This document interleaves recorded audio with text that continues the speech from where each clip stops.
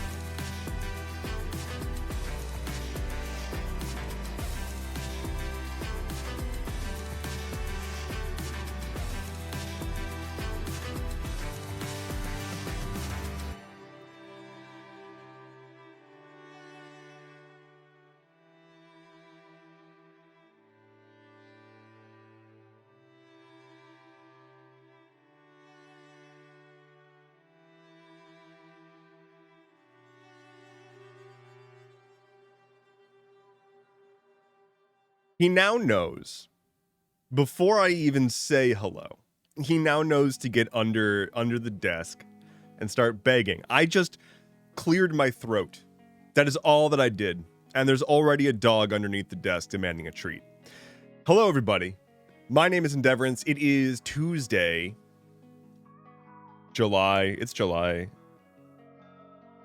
8th?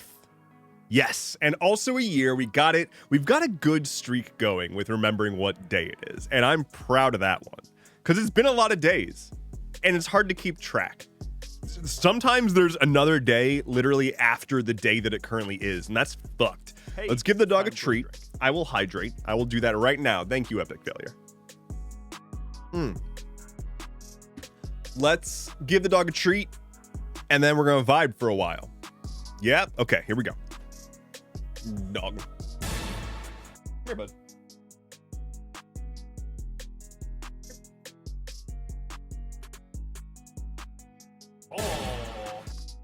Oh, exciting.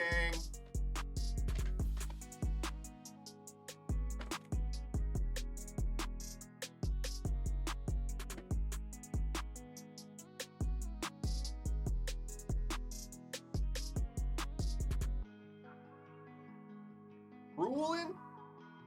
This dog's drooling?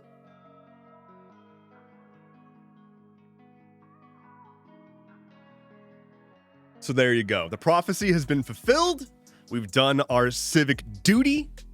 You done got sniffed. The drool is very, very good. The drool is very, very good. Let's say hi to people. Hello to Milo, Fun Predictable.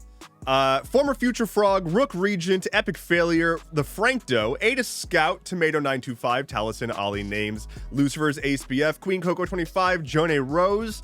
I think I got everyone. Taliesin, did I get you? Why does that say please hold? I'm not doing anything. This dog, the dog is just there. Cool. Hey everyone. OMG, Dev said my name. Sad, unpredictable.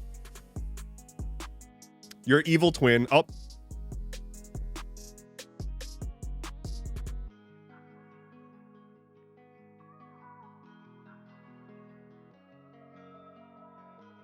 For your viewing pleasure. That nat 20 though. Milo, subscribed at 26 months, says just popping in for a bit to say hi because I need to get my ass out of bed and ready for the day. Oh.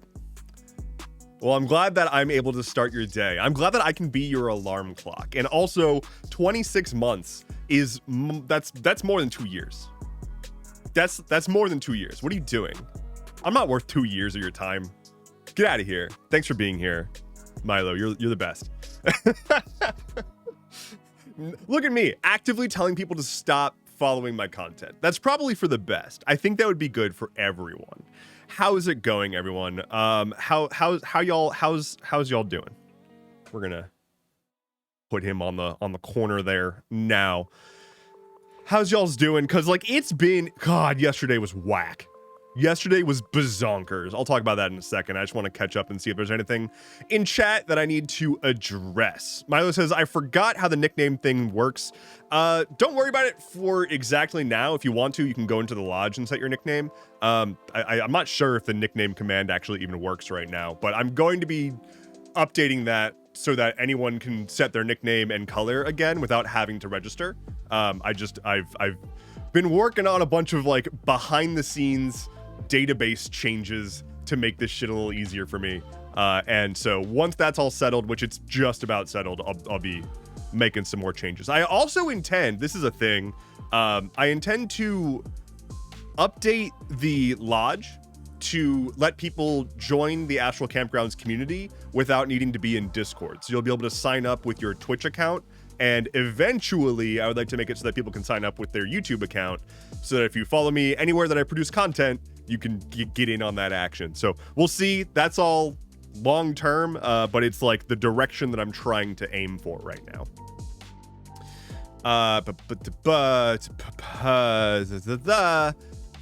You keep going live during my Tuesday morning meeting, says Ada Scout. Well, that's because I am your Scrum Master.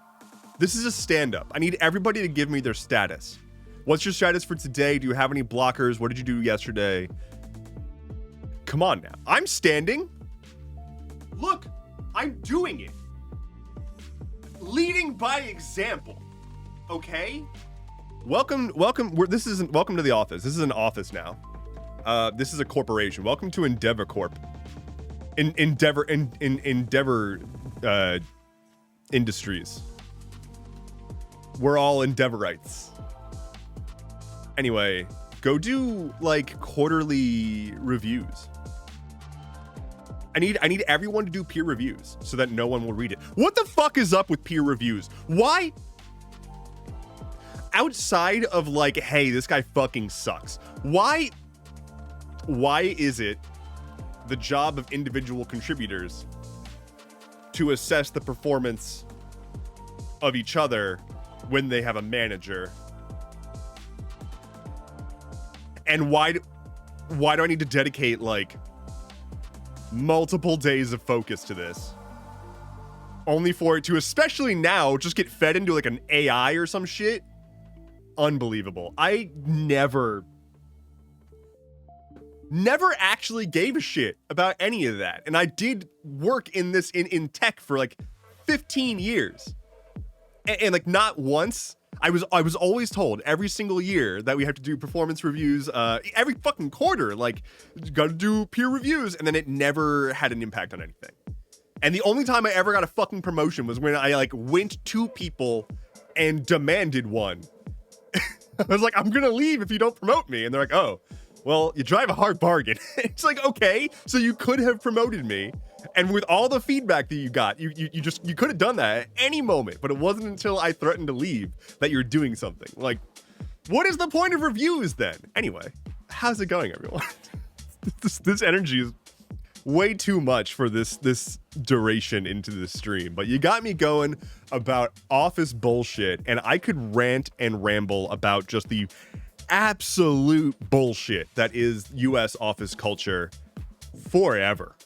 Just forever. Catching up on chat. I'm still back to where the dog treats were. Currently applying for jobs, says Taliesin.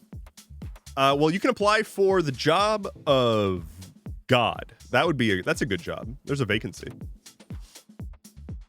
No way we got a nat 20 followed by a nat 1. Oof. Oof, bringing down the vibes. Lies and slander, you are indeed worth my time. Well, I have time blindness, so it doesn't matter to me. Doesn't mean a thing. Except for when I'm bored, and then it means way too much. Former Future Frog says, I am mostly bees and sunburns. Hey, yo, what? Wait. Look who just subscribed. That's not a good day.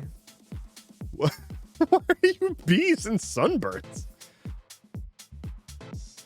Eritastico says, I'm new, but I hit my head yesterday, and today I'm unfocused and tired. Two things. One, welcome in. I'm so glad that you are here, Otastico. You stumbled into a really great place to just kind of chill. And also, I think you have a concussion and might want to go to the doctor.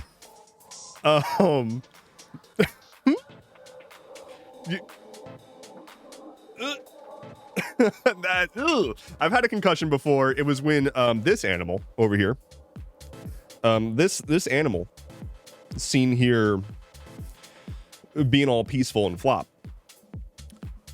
I was getting swole, right? I was doing push-ups, big manly push-ups on the ground, and Flynn thought that I was playing and ran across the room and slammed his head directly into the top of my head. I think maybe his like jaw, like teeth hit me. It didn't feel pleasant. And then a few hours later, I collapsed. And then everything was just kind of like for days, like just.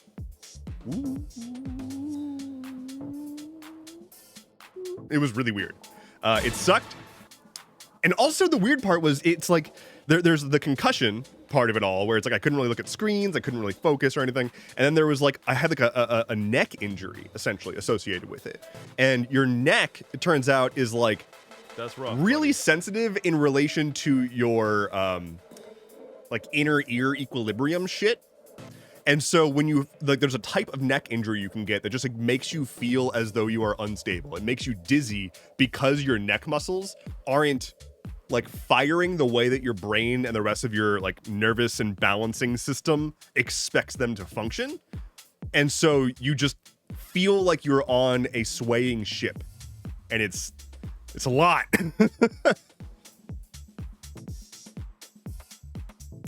Okay, for real, I gotta lurk and take a shower. That's what rain's for. Just go outside in the rain. That's what I do. I've never showered in my life. That's not true. I showered like an hour and a half ago. I had peer reviews this week. Oof. I'm sorry. I'm sorry to pick at that. Open wound. Tomato says, I just got my self-review appointed this morning. That's the worst one. The self-review. Tell us how you think you're doing. I think I'm doing enough that you should pay me more. Is that acceptable? We good? Airtastico says, I'm in the UK and have sunk my whole day into Dinkum. I know what Dinkum is. I'm going to search that. I'm not going to search that. I'm not searching it right now. Because I know everything about Dinkum. It's a game? It's a video game developed by James Benden? This is a thing that I've always known about this whole time. I'm an expert. I even know the developer's name. What was it again? It was... I'm recalling. I'm thinking. James Benden. Off the Dome. Hope it's a good game. Motherfucking performance reviews are just artificial anxiety. I'm pretty sure they are. Like, I think that they're literally just a torture mechanism, like a psychological torture mechanism to keep employees in check. That's all it is. You will not prove me otherwise. UK office culture ain't much better, but we're part of a US company. I've seen like real-time reactions from European office workers who learn about shit that goes on and like just the general work culture of people in the US, and they're just sad for us. Like they're mostly concerned. They're confused. There's an article that's been going around. Let me see if I can find it real quick. It's the dumbest thing I've ever seen, and it's also like almost definitely a thing that was published just to like piss people off and get people to read the article. So like I'm probably just playing into this. But we've got this. What is a micro retirement? Inside the latest Gen Z trend. Micro retirements might impact your financial future and career progression, but DIFTP. It is a notion that they're claiming that Gen Z people are taking, quote, micro retirements by taking 2 weeks off of work, which every other country would call a vacation. And like in many European countries, that is like the minimum amount of vacation that you're allowed to take. Like there are countries that force you into taking a vacation, sometimes longer than this. But the state of the United States workforce is like major business publications are talking about Gen Z taking micro retirements.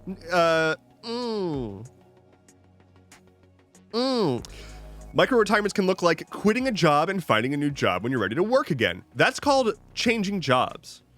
Setting up a plan with your employer that allows you to take unpaid frequent work breaks. That's just unpaid time off. A thing that has always existed. Taking breaks from your business if you're a business owner. That's just not working on some days. It's out of control. Like, it's so ridiculously out of control. And I don't believe that that's a thing that people actually are doing at all. I think that it reads like some people at a business journal saw a TikTok from a single person who thought they had a good idea, and they were like, this is a big trend that all the Gen Zs are doing. Let's talk about how we can make them more productive for it. I don't believe it's a real thing. But it's also deeply, deeply sad that like it ever even made it to the publish phase. Like no one was like, this is just vacations. What the fuck are we doing here?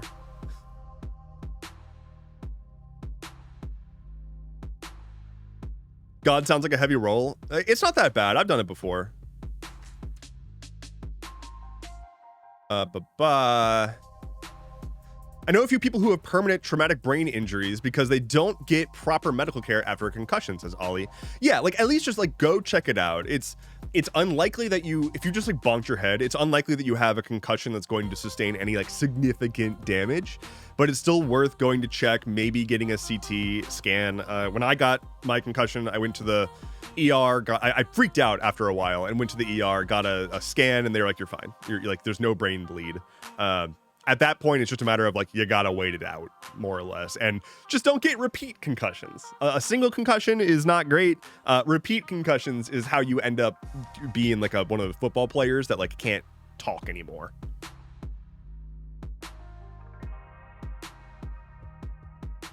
Oh, hi, Flynn. Curling up?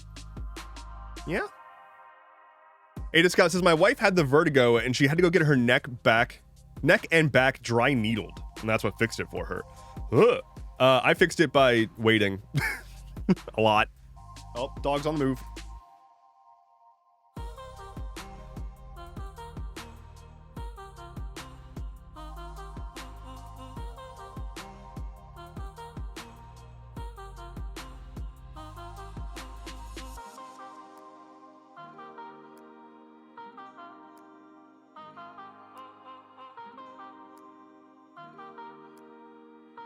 The throne has been perched upon. I'm gonna give him some lovin's real quick.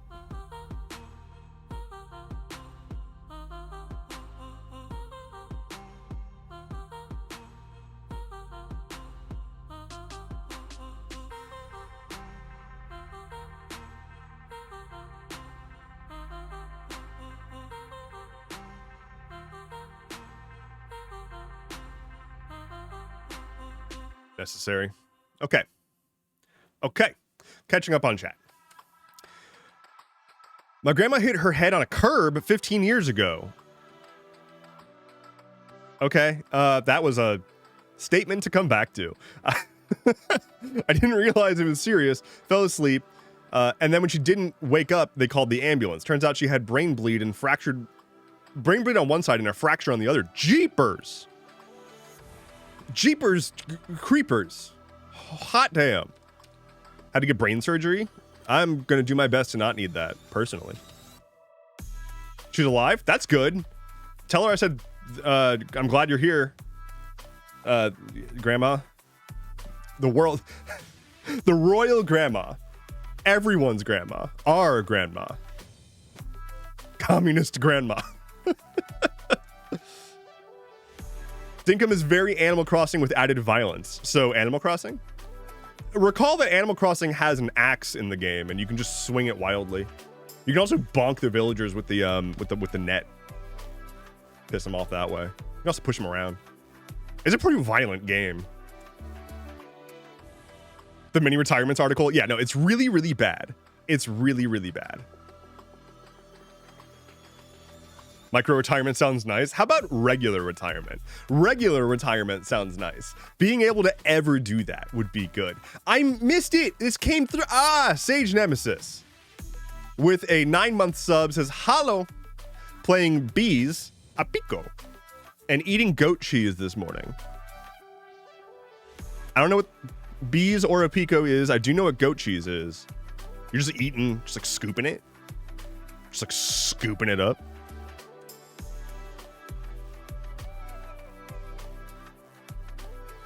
To be clear, this is the only article I've seen about that in like 1 to 2 weeks. All the others were like, oh, sorry. This is the only article I've seen about 1 to 2 weeks. The others were like a year off here and there.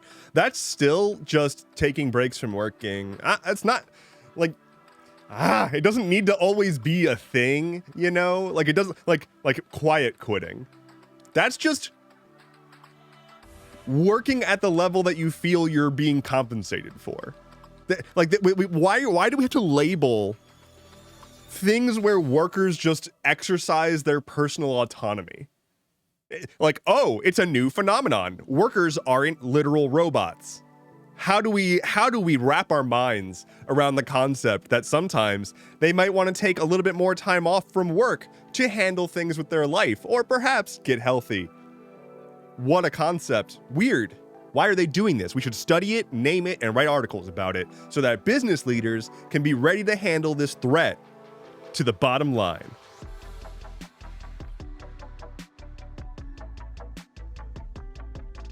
Yeah, you have to use your vacation days. Isn't that normal? Says Sneezy McGlassface. Sneezy McGlassface, I regret to inform you that at least stateside, it's pretty common for taking the vacation days that you have to be seen as a bad thing. Like, there are companies that do unlimited vacation, which is already a scam because it's not actually unlimited. You're just gonna get side eye and you're gonna feel bad about taking the vacation that you need. And then there's companies that do offer PTO. Usually it's a pretty small amount. I think the number that's generally considered reasonable PTO in the States is 14 days a year. And that's not guaranteed by any means. Most people don't get paid time off. Like, if you're not a full-time salaried worker at a company that specifically offers paid time off as a benefit, then you don't get it built in. And yeah, like if you've been saving up your time off and you're like wanting to take like a 3-week break, that's a big fucking deal. That is like, you need to clear that with a manager months ahead of time. And typically it's like, okay, well, if we do need to get a hold of you, like let us call you or email you or something. Or like you need to put in a whole bunch of extra work before you leave to make sure that everything's wrapped up before you go, because they never actually staff as much as they need. They understaff and underpay. And then when anyone steps away for a second, it's crisis mode. And so like people don't want to use their PTO because they know that like they're putting an undue burden on the rest of their coworkers. And so sometimes people just don't do it. They just don't take PTO. Or it's like, oh, your performance has been really good, but you've been taking too much PTO, so we're not going to promote you. Like, they can't actually say that, but that's what happens consistently, is if you're somebody who consistently takes time off, it's going to get noted, and it's going to be talked about behind your back. It's fucking stupid.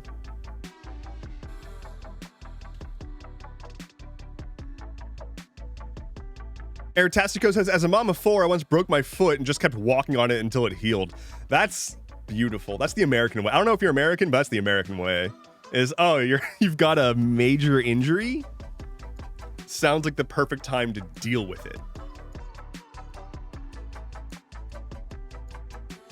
The idea is that there was like Gen Z and others know that they're going to be working until they're 70, so they're taking time off for travel and other retirement stuff during their youth instead. That's so sad.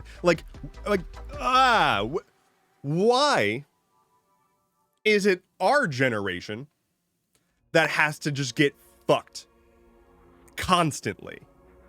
Right? Like until us, the idea was, let's make the world better for the next generation. And now it's, these people are lazy and we're going to raise the retirement age. As opposed to, we've done it. We made things better. We're more efficient.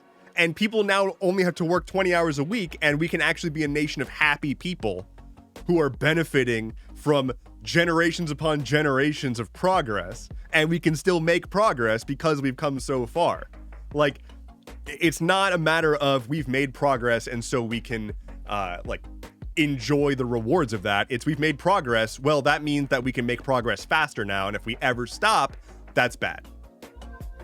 Also that we can do what? Make a few dudes slightly richer. That's the thing that fucking kills me. All these tax cuts, all these tax breaks, it's gonna help people who don't need that money, but like obviously, but what could they possibly do with it? The ultra wealthy, the ultra rich, the investor class, the owning class, like, what do you need that money for? To reach climax? What's the problem? If you have hundreds of billions, tens of billions, what is having some more gonna do for you? For anything you could possibly imagine. I truly don't understand why can't you be satisfied? And if it's the case that like they can't be satisfied because the very well understood fact that they are fucking sociopaths, maybe our economic system shouldn't uplift people whose sole purpose is to amass wealth at the expenditure of humans for no purpose other than to do it. That doesn't sound like a healthy economic structure to me. What was I talking about? Where are we? What am I doing? Dev, what do you enjoy doing in your spare time? You a drawer, reader, craftsman? I am a person who does not have a lot of free time right now. I mean, the answer is code. I love to code in my free time. It's like, that's how I garden, so to speak. Like a lot of times I'll just make a programming project with no real intention to release anything. I just want to write some code and like futz with it and play with it. And honestly, this is kind of sad. I've tried, two things. I tried one of those, like, I wanted to get an understanding of what the fuck vibe coding is because people won't shut the fuck up about it. So I tried one of those like AI, like project development things where it takes over for you and just does what you tell it to do. It worked kind of to do the thing that I wanted to do. But the main thing that I got from seeing what modern AI coding tools can do unassisted, all it really did was make me sad. Because it's like the thing that I genuinely like about programming is the writing the code. I know that's not true for a lot of people and they just want to have the end result. But I like the code. I assume that it's similar for people who enjoy the process of painting or drawing or woodworking. You know, I like woodworking too. And like, it's not like when I think about wanting to do woodworking, I don't think about how great it would be if I had a voice activated box that I could say the object that I wanted to make and it just zapped that into existence. Like, that sounds convenient, but that also sounds like a very empty life. Like, I got sad because it's like, you know, I know it's minutia and I know that like these AI tools are really, really good for helping to just, you know, it's great. Honest to God, there's like the AI auto completion stuff where it's like, I think that you're gonna write like these 2 lines of code. At this point, it's saving me from carpal tunnel. Like, it's helping me not get carpal tunnel because I'm having it just type out a couple dozen characters for me here and there, and like that's helpful as I spend hours upon hours writing code.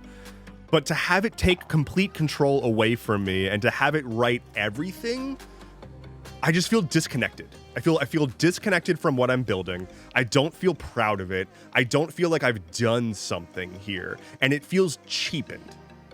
And then I went to just go write some code by hand, and I was like, this feels like it has been tainted now. So the thing that I've realized is like I really just enjoy the piece by piece building when you're building software. Like you can start, you know, with a concept and try to like start with a mock-up and then make it functional over time, or you can start with the tiniest little pieces and just try to build small little bits and pieces that then weave together to make something bigger. So like I just want to make stuff.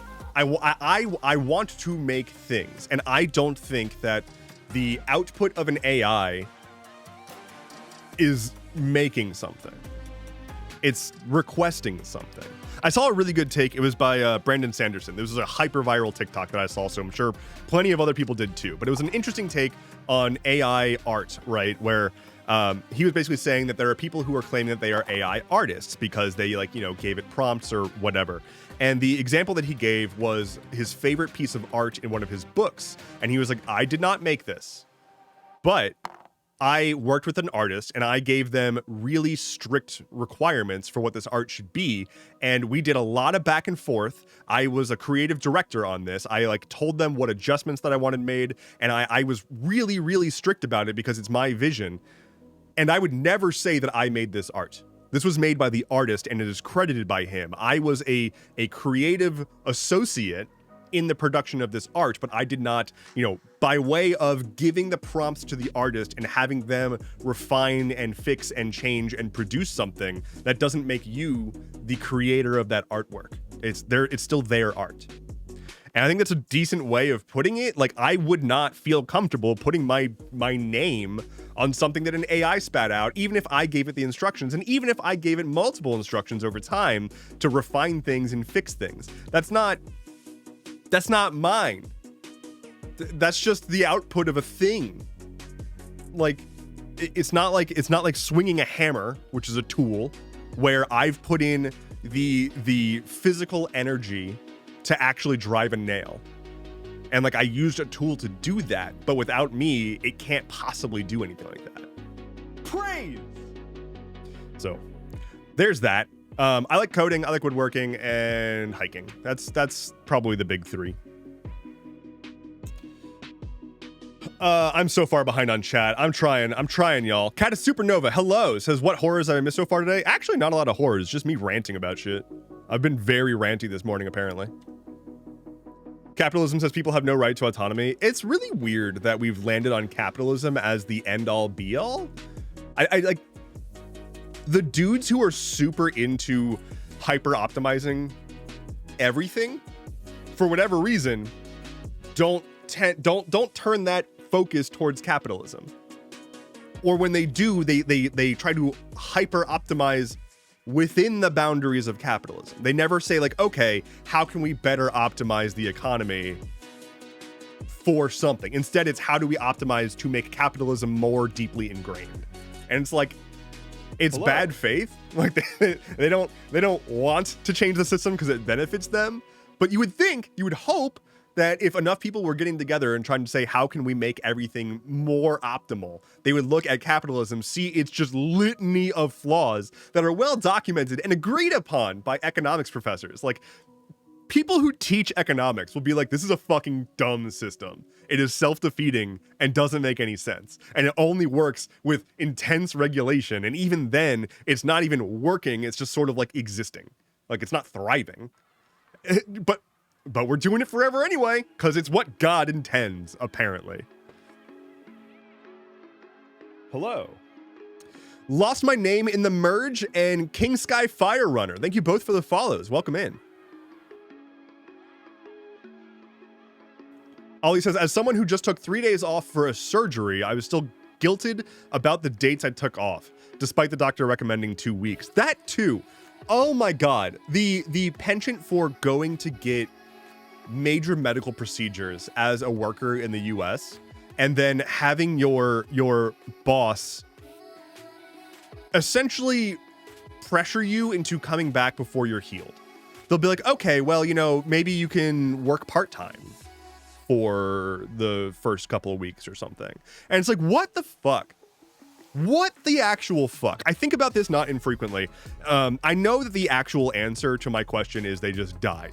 But when like a medieval knight got injured, what happened there? They wouldn't say like, oh, you've like got a major leg injury and can't walk right now, but you got to come into work and slay enough bad guys to meet your quota or whatever. No, he went to the infirmary and was down until he was healed and capable of working again. Because if you otherwise, you just churn through your already limited supply of humans that are going to die at 30 anyway. So like, why are we requesting people to get back to work at the detriment of their own health? It's all short-term gains. Like, it's all short-term gains that are the driving factor for all of this. And it's really fucking stupid because I don't care about their gains. I don't. I care about like being able to drink water that won't poison me, and maybe it'd be nice to be able to pick fruit off of a tree somewhere. That'd be good.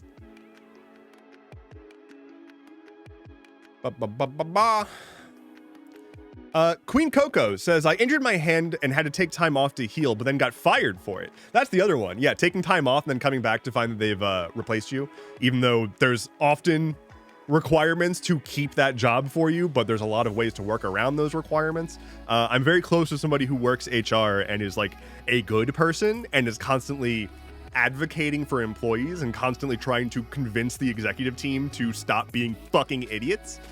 And the number of times that they've had to explain to managers, like, no, yes, you can legally use this loophole that's really shitty, but no. Hey, yo, what? Wait, you can't look who do just that. subscribed. Like, you can't say like, yeah, you can take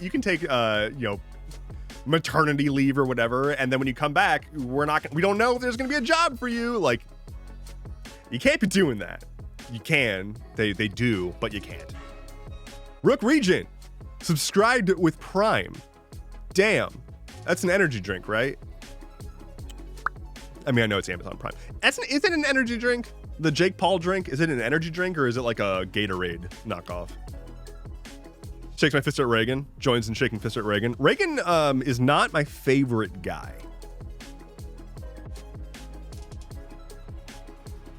The Frankto says game design too. I know game designers who suffer through the process to get to the end bit, but the design bit is my favorite also. Yeah, as a person who loves designing games, I've really enjoyed just twiddling with the games that I've been building, making an engine and just having fun playing with it and seeing what good comes out of it. I don't think that one can like picture a game in their head and then have it be produced and be good. Like, just if you could snap a game idea into existence, it's not going to be good. You need to go through that process of building something out, actually feeling how it works and making tweaks over time. And you're going to stumble into incredible new ideas that you never would have otherwise had. And a lot of times it ends up being a completely different game by the time the development process is done. But people instead just want the end result. And it's just like we're already dealing with such an epidemic of AI slop. And that's because it's stuff being produced by people to produce things. We've lost the fucking plot here. Things aren't made to be made. That's not why things are made. Ugh. King Sky Fire Runner says, question, does pineapple belong in lasagna?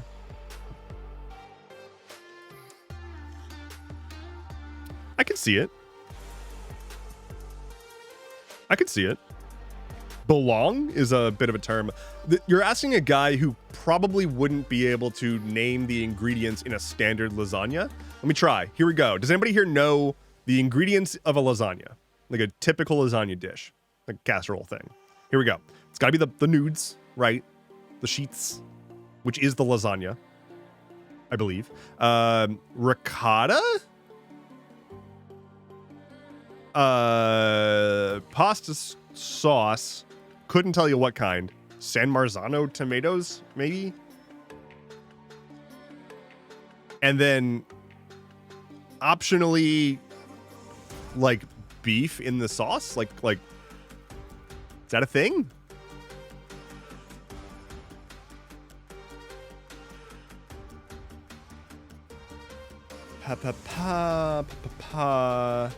Oh, Taliesin saw that video earlier and put it in the server. Great. Great and good. Cool and wonderful.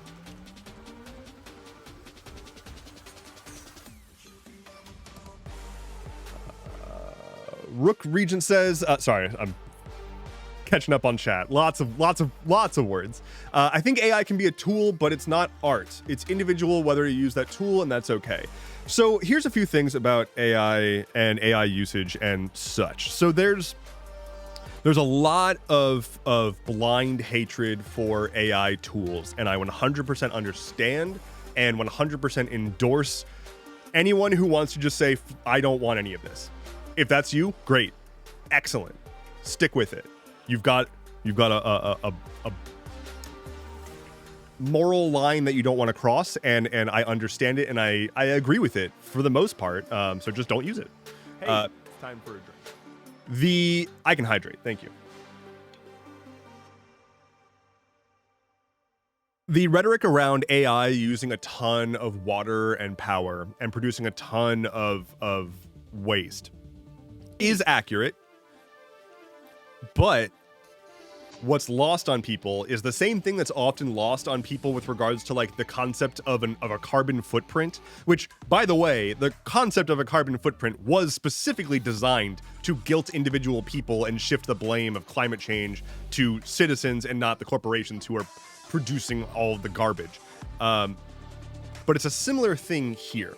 If you search something on Google and it runs their generative AI bullshit, which I fucking hate that thing, and I also don't use Google, but if you are running a single AI request, that's not much. It's the functional equivalent of having done a few Google searches. And so like you individually making a few AI like commands or whatever the fuck you want to call them per day is not making an impact of any significant scale. But what does make an impact is, one, the training the AIs. That's a very intensive process. But two, the scale of the hype and the lack of optimization. These are very suboptimal systems.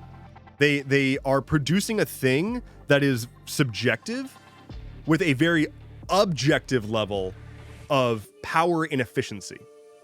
So like we can't even calculate the effective output of this thing, because like what the fuck is it outputting aside from like someone's silly request to have it write funny lyrics about a cucumber? The problem is that there's a lot of companies that are leaning on these AI systems for everything and have not reeled anything in. And the AI companies have an incredible amount of money to burn through to let everyone make an insane amount of queries at a really low price. And so all these companies are saying, oh, well, we can make like an unlimited number of requests to an AI. Let's just run everything through that. And so there are billions of requests to AIs just constantly, from automated systems to request data that will probably never be used for anything. And that is what's driving up all that usage issues. It's not like again, they very successfully made individual people feel bad about the construction of a product that nobody asked for and that was pushed on everyone and has now been baked into everything and is virtually unavoidable. And even if you think you're avoiding it, you are absolutely accidentally, or not accidentally, you're unwittingly using AIs, like in the background of websites and shit like that. If you've made a purchase online, you're triggering an AI request, because online purchasing systems use AI in part of their fraud detection systems. So like you are using AI.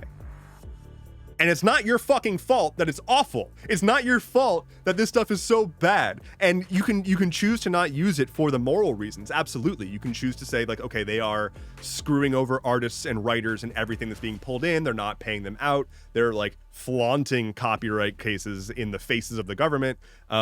Like, yeah, all of that is still real and still shitty. And also, it's not your fault that this shit is everywhere. And you just like shouldn't feel bad if you happen to accidentally use it when you didn't mean to.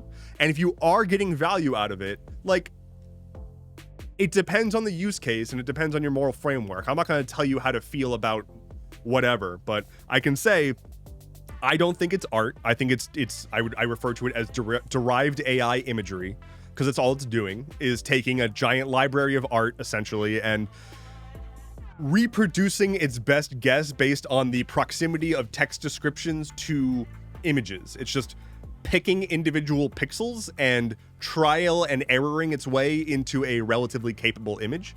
But that's not artwork. That's not how, like, there's no thought behind it. There's no emotion behind it. There's no feeling behind it. And there's a complete wall between the artist and the AI, the prompter and the AI. That essentially just says like one person's in one seat and then the AI is over here producing an image, and neither are art. Here's the other thing. I am so far behind on chat, but I'm just going to keep rambling because I've got a funny story to share. So I need to send a screenshot over real quick. I need to find it. I need to screenshots. Okay.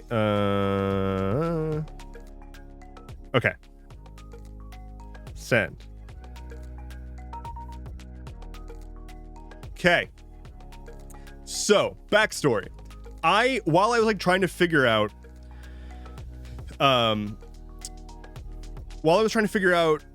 like AI capabilities, because there's so, like, whenever I'm reading about this shit, there's so many publications that are like being paid to promote it, essentially. And so they're all saying it can do these incredible things that I just like, I don't believe that it's actually as good as they're saying it can be. And having experienced the slop on the internet, I just don't believe it can do this shit. So I took one of those AI things that can like take a prompt and create a whole project out of it. And I said, okay, I want you to take my job from me. Make the next episode of Stuff Keeps Happening. Like just write the next issue. So I said, read the newsletters on my website, use them as a template, find this week's news stories, and produce the next episode of like the next newsletter for Stuff Keeps Happening. Not only did it not do a particularly good job, not only did it end up just taking the same stories that I wrote in the newsletter and just regurgitate them, it obliterated the tone of the entire thing. And then for those who do follow Stuff Keeps Happening, this is one of the steps that it got hung up on, and this is an example of why AI is not about to take all of our jobs.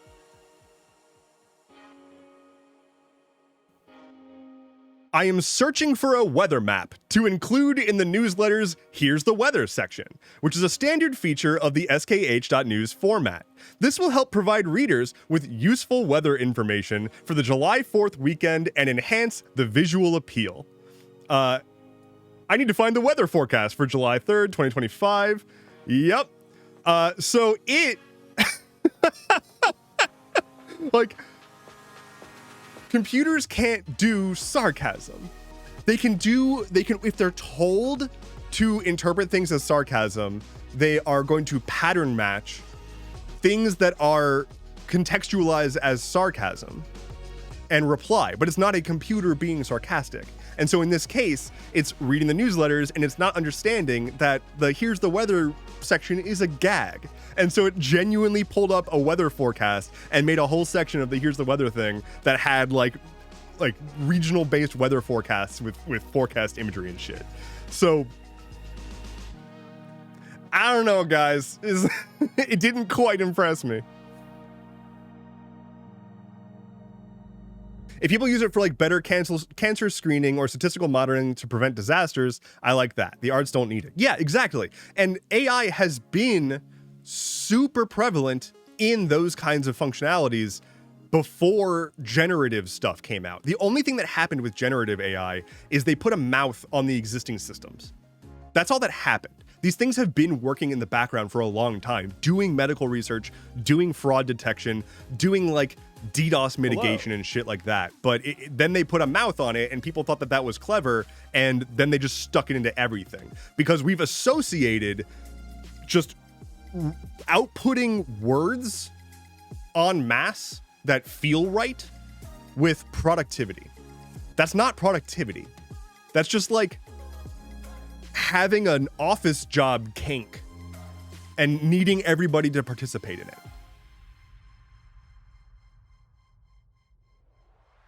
Diggerflat says, I'm honestly super sympathetic, but as an engineer currently seeing scant jobs that aren't AI-based, the box is open, the cat is unbagged, and AI androids are much closer than you'd like to think. I bet animators were saying the same thing about computer graphics in the 90s. They weren't, though. Like, they weren't saying that in the 90s. I get your point, but computer animation tools are a tool that animators need to still learn to maneuver and render and build. There wasn't really much of a pushback on computer graphics aside from like people who wanted to maintain doing hand-drawn stuff. And largely like the hand-drawn format is gone by the wayside. And I think that's a fucking shame. But at the same time, they're still making the animation. They're still designing and producing and animating by hand all the animation and rendering it out using incredible levels of precision for fucking hair follicles and shit. We're not going to see, like, I don't think that we're going to see AI making movies.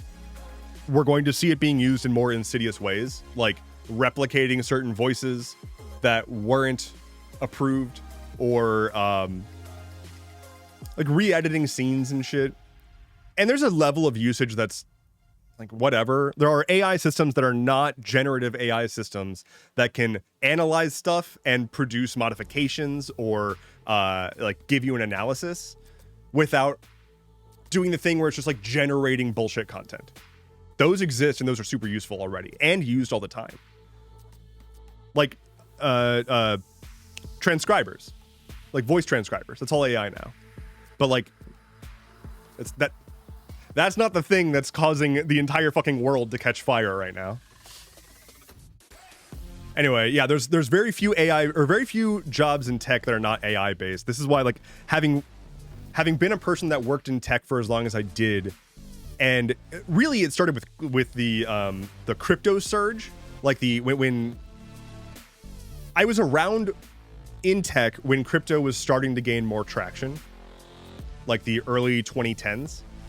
And then when it got more mainstream and, like, you know, hit Twitter, NFT stuff, around that time, I was like barely holding on with the just bullshit in the tech industry. And that pushed me out entirely. I was fucking done. I was out. And now it's like AI shit too. Like everything is just AI. And I'm just very glad I'm out of the tech industry. All right, I'm declaring bankruptcy on chat. I'm gonna skip down a little bit and see where are we at? Mozzarella and Parmesan? Okay, here we are talking about lasagna. That's how far back I am. So let's just go ahead and catch up.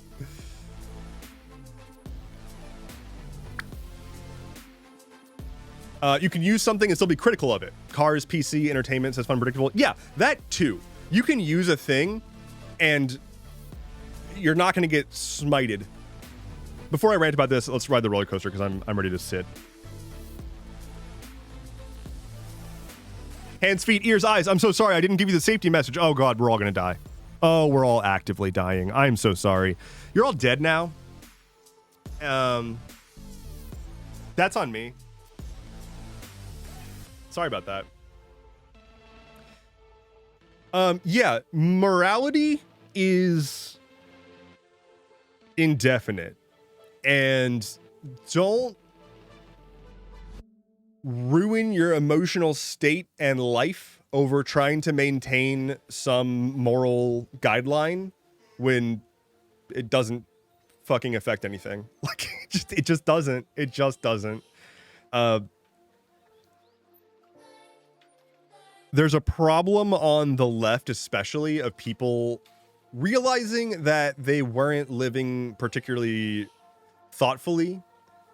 And when they try to change that and fix that, they overcorrect and set up a million rules for themselves and everyone around them.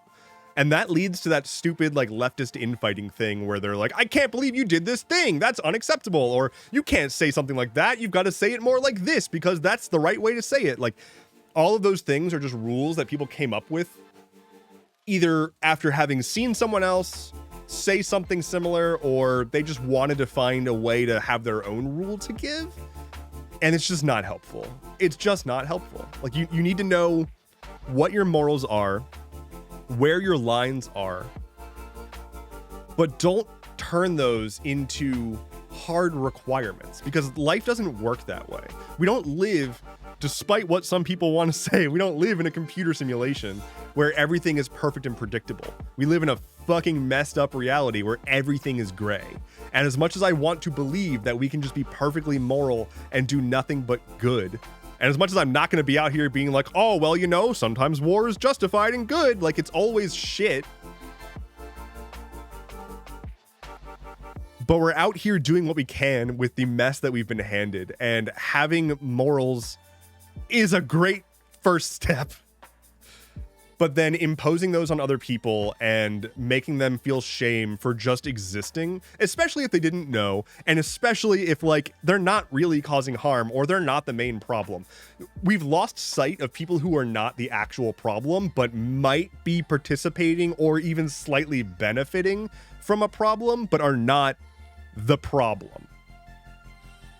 They are people that could be turned into allies for a cause, but instead they get yelled at and they're like, well, fuck this, which sucks. Like, it sucks how many people get turned off of being a good person because someone called them a bad person and they don't want to be called a bad person.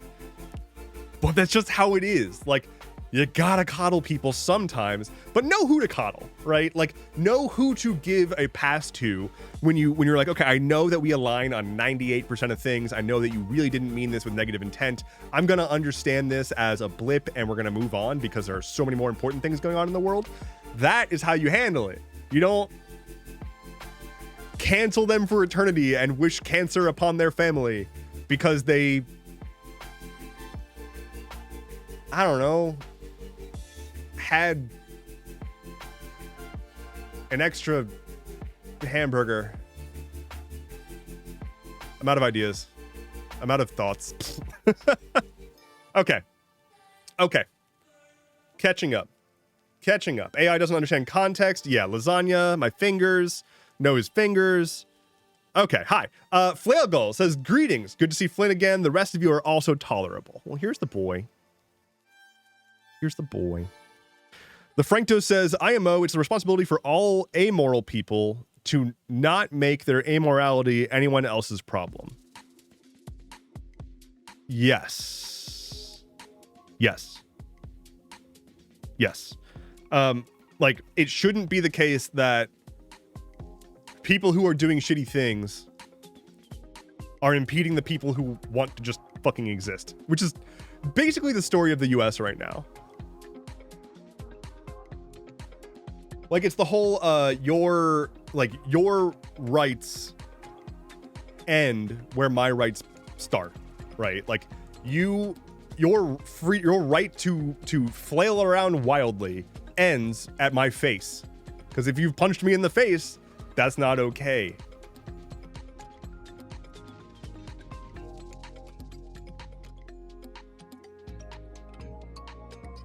I'll take tolerable.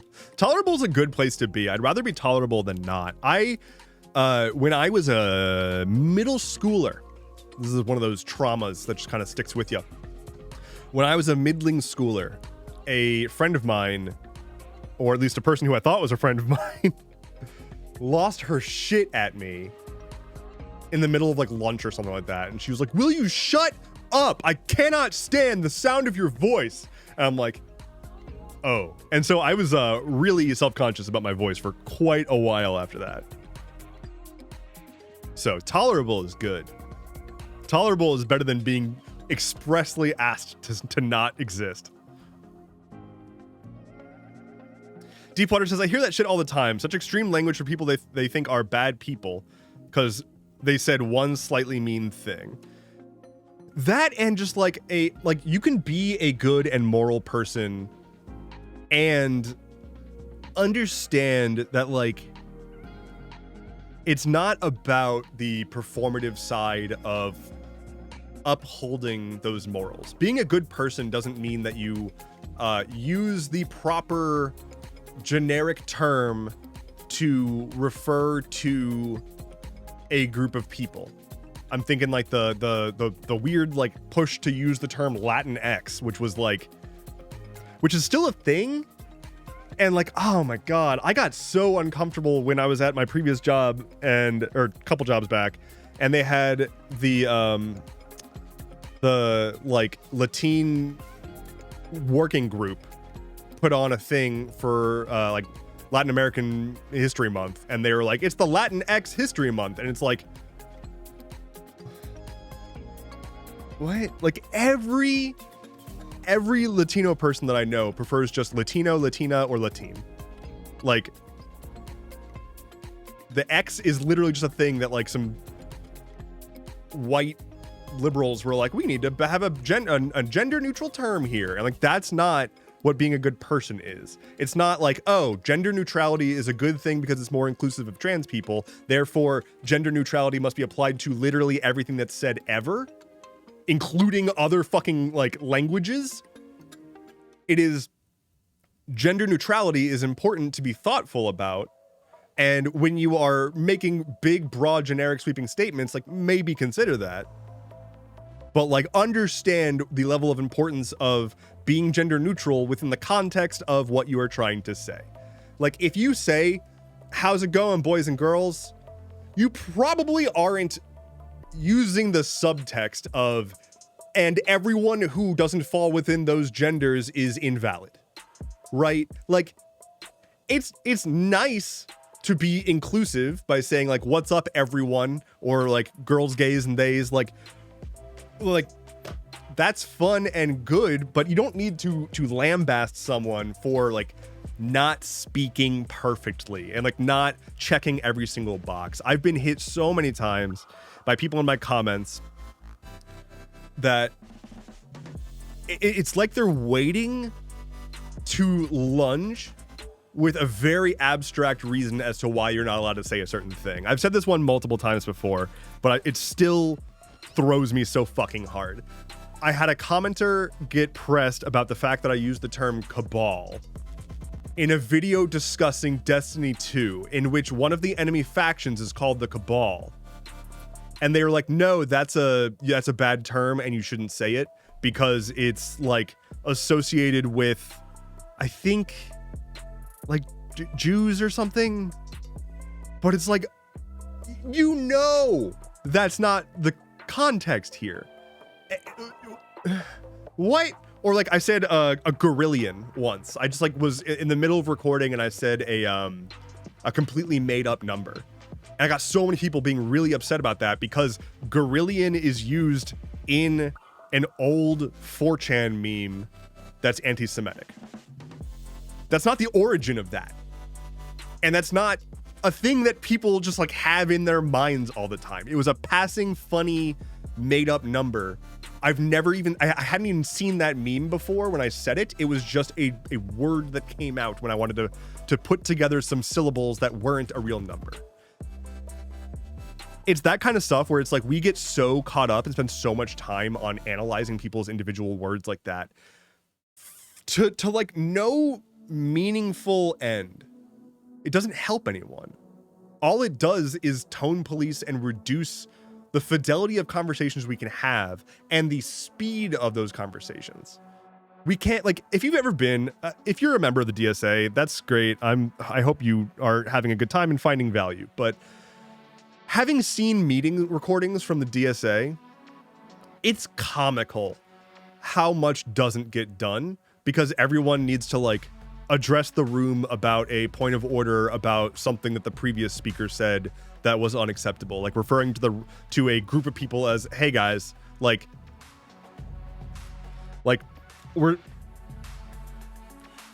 people are being disappeared off the street. They've built concentration camps, and there was a massive army presence in an LA park yesterday in which they were riding horses and driving tanks with machine guns on them through the streets of LA. And we're going to get pressed about people saying, hey guys, like that's really the energy that we're putting out right now. The number of women and queer people who had to just say guys is just a colloquial. It's just a term, and we can address it when we can address it. And yeah, it'd be great if people were thoughtful about it and didn't say it all the time. But it is not a thing that needs to derail a conversation that is otherwise productive. We don't need to just put up a big wall saying, well, let's hit pause on this discussion of how we can push back against the encroaching fascist oligarchy. Because we need to address the language that you just used to refer to a group of people because it wasn't gender neutral. And it's just, as somebody who is humbled daily by the incredible kindness and love and just fucking power that the trans people in my life have, my life has been transformed by the gays.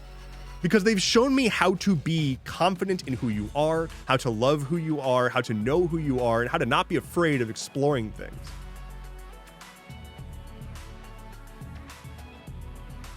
And none of those people have never been the ones that are calling me out for saying a term that, put in a different context, could be explicitly exclusive. That's just not how that works. It's always the fucking people who just want to snipe you. Anyway, I'm still ranting about this. I don't know why. DSA is Democratic Socialists of America. Yeah. They're just like a sort of network of socialist people. Like, they do stuff. It's fine. I have not many thoughts about them, except for, I remember when I was first considering joining them a while ago, I looked up like some of their stuff and it was just like, no, I don't want to be a part of this, actually. Because it was like, there's a really infamous video of just like nonstop people going back and forth, addressing wording and tone policing. And it was like hours of that and they never actually got to their agenda. Still ranting because you chose to do news in 2025. Yeah, that's my fucking bad, by the way. I shouldn't have done that. I shouldn't have done that. Whoops. I used to make cute, funny content. I used to make silly shit about how we're going to call elephants big boys now. And now here I am, having spent multiple years talking about child death. This is a good idea. Any idea what the new format is going to look like? Stuff keep happening. It's going to look mostly like the old format. I want to reduce the duration of the videos. It's getting out of control. I, again, yesterday, intended to make that a shorter video, and it ended up being one of the longest ones I've put out so far. So I'm hoping to have fewer stories, but more stuff about them and more of a variety. I'm planning to not have a dedicated politics section, and instead there's going to be a dedicated, like, some shit from the United States, some shit from not the United States, and then the rest of the newsletter is going to be like human interest, science, gaming, stuff like that. Because I just want to highlight other things, and I want people to be reminded that, like, life goes on. As much as it feels like the end of the world, life goes on. And part of the reason that I want to decenter so much focus on the states is because I think people stateside are losing perspective of just how much better life is in a lot of other places. Sure, there's a lot of really bad places too, but there are other places that are just like, their happiness levels, their quality of life, their life expectancy are all rising while we are falling in all of those things. And so I want to spend more time talking about other places in the world than just the fucking US, which is a shit show. And sort of like where my stance is right now is like, it's a shit show. It's been a shit show. It will continue to be a shit show. And the current administration is doing everything they can to amp that shit show up to 11 and make it as bad as possible. And like, coming up on YouTube or whatever and telling everybody every week, here's a list of all the dumb bullshit the administration did. That's not really healthy for anyone. It's not healthy for me. It's not useful for most people. And like, if you were in need of a source to keep you abreast of moment to moment policy changes that may directly impact your life, I'm not the guy for that. I don't do breaking news and I don't do comprehensive coverage. I do like, this is what's interesting to me this week. And so I just want to go back to making sure that I'm doing that. What's interesting to me, what I can talk about, what I feel I can actually espouse on. Eggbird TV, thank you for the follow. I'm sorry that I missed it. That was 20 minutes ago. I hope you're still here. If you are, hello. If you're not, I'm so sorry. And yeah, I just want to like not be a bummer constantly. I want to talk about other shit ever and not just Trump and his cronies are doing the dumbest imaginable thing again. Because the other thing that I don't want to be is a hate monger. Like, I don't want to fall into the trap of being one of those like weird Libby content creators who just like are constantly acting surprised by what the Trump administration is doing.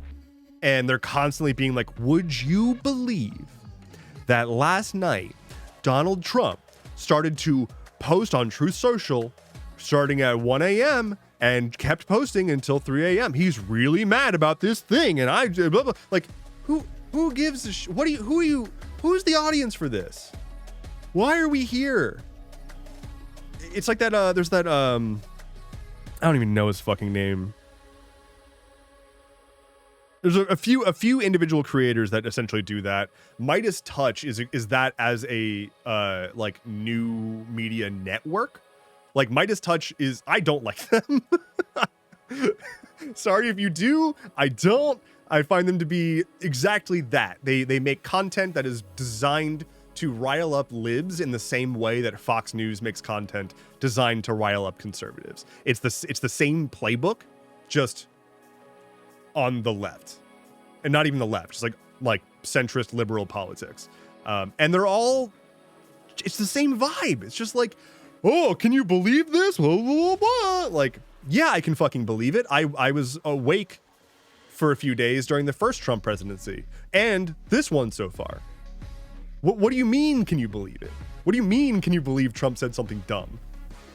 Has he said something not dumb ever? No, I'm pretty sure I can believe it. So yeah, the constant exacerbation and like acting as if every single movement from the Trump administration is a catastrophic thing that's going to destroy the entire world.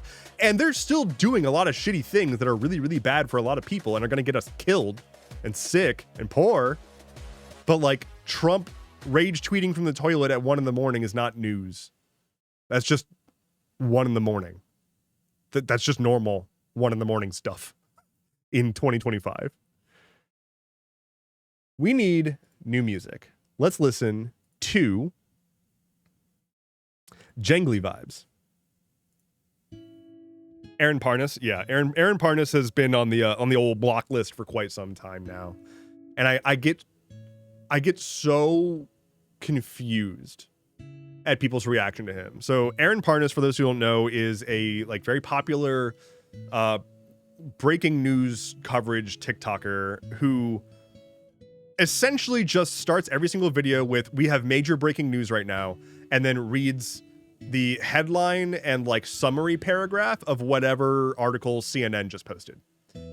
And just like does that every single time they post something. Like whenever there's like a New York Times news alert or like an Apple news alert or whatever, he just like reads off the headline, but doesn't really, he'll like say the publication sometimes now, especially because he got called out a lot for it. And then, yeah. So the result is there are a lot of people. He has like millions and millions of followers. There's a lot of people who think that he's like the second coming of news Jesus. And they're like, we need to protect him at all costs. Like they have Fox News. All we have is Aaron Parnas. And it's like, no, you have a dude who's reading headlines off of the publications that you could just go read. That's not analysis. That's not research. That's just reading a notification and making it seem like a huge scary thing so that people constantly watch every single thing you post because they feel like if they don't, they're going to miss out on something, when in reality, they can't do anything with this information in the first place. So it's like, I see people making videos that get like tens of thousands of likes just glazing Aaron Parnas as some kind of fucking hero that needs to be protected. Or they think there's like a conspiracy where like I saw one earlier this morning where this guy was like acting all hard, and he was like, I heard our boy Aaron's been limited in his reach. Wondering what conspiracy or group is making that happen. We gotta stand up, make sure he can be heard. And it's like thousands of comments of people have been like, yes. And it's like, who are you people?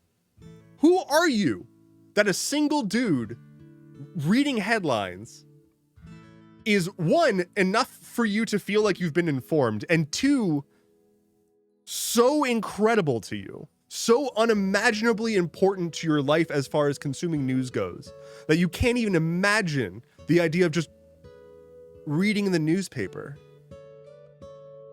And this is where I start to get into a place where I realize like the algorithmic systems in these in all like the modern social media apps has just broken people, Because I get so many people who will comment on my videos saying like, I haven't seen you in so long. I've missed you. I always love your content. And it's like, I didn't go anywhere. I've been posting regularly. You just haven't gone out of your way to find me, and the algorithm hasn't brought me to you. And I'll get people asking me, where have you been? Or why haven't I seen you? As if I have any control over that. You have complete control over your fucking destiny here. Just go follow me on YouTube. You can look, or just go to my profile directly if you want to see my stuff. You can find me. But because people have just been trained to be helpless and to feel like the only thing that they can do is just receive the content that has been chosen for them, they feel as though they've been locked in. And so my read of the relationship between people and Aaron Parnas is that like he produces nonstop content because he's constantly just reading. It's like very low effort content. He's just reading whatever the headline is and hitting post. And so people are constantly getting his stuff and it's constantly popping back up. And they feel like I'm not seeing any other news source aside from this one guy. They must just not exist. And that's all I have to say about that. I'm going to stop ranting about Aaron Parnas now. He's already taking up too much of my brain space. Freaking hate that guy. Yeah, he's also a raging Zionist and like refuses to acknowledge that. And it's just really, really unfortunate. And the people who are like glazing him will be told that he's a Zionist and they'll be like, well, sometimes you just disagree with people and that's okay too. And it's like, imagine being told that this person who you go to for all of your information is a Nazi. And you're like, well, you know, not everyone's perfect. Nobody's perfect.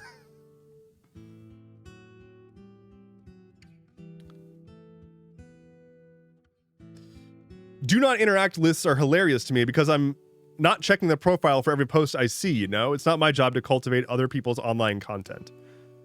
Wait, what is that in reference to? Wait.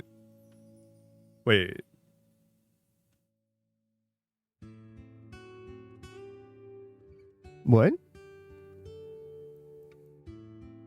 Yeah, I don't know what it's referring to. I'm sorry. Reassuring hearing about a block list. Some folks need to learn to cultivate their online spaces a little better. Yeah, wait, what are we talking about? The people that I block?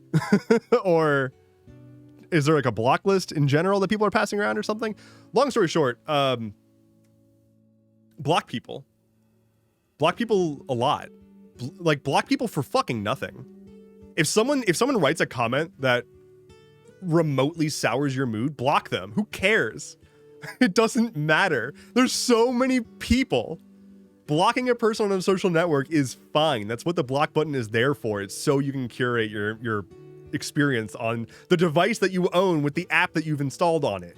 You have every right to block people. It's not like an inherent victory for them, especially if they're just fucking trolling and being a piece of shit. Blocking them is victory for us because then they don't get to do the thing they want to do, which is have someone pay attention to them, which is what a lot of those people just want to begin with.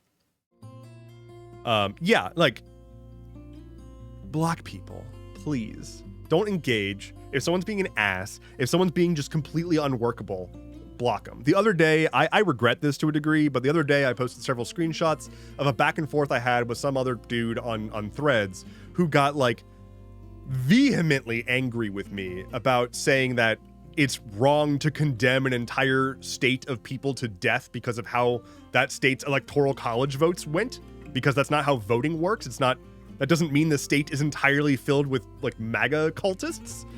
And this person took that as you need to extend empathy to the MAGA cultists, which is not what I was saying. And he got really upset with me. And we went back and forth a little bit because I was like, I don't know why you're upset. You just misread my post and are mad. And then he got really upset when I was like, you don't understand my point. And he turned it into a race thing. I should have just blocked him. I should have just blocked him pretty much immediately. I engaged largely because I was like confused as to how someone would be that mad that fast. But yeah, when you get into those situations, like I almost always just immediately block and like I just forget they exist because again, there's so many people. It's not worth it.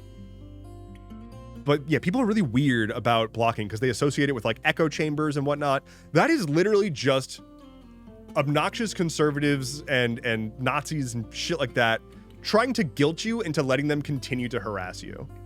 That's not a thing. Don't listen to what people who hate you tell you that you should do. Ever.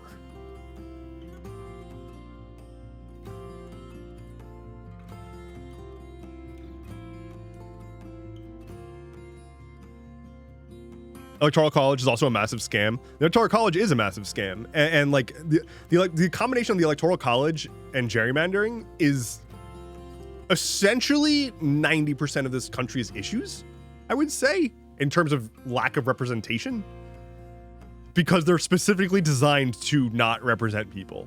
We're also one of like 4 countries that does winner take all voting. I saw a thing about this yesterday. It's like there's 4 countries in the world that do winner take all. And it's like us, Canada, and Great Britain. And I forget what the last one was. So like it's all just English colonies.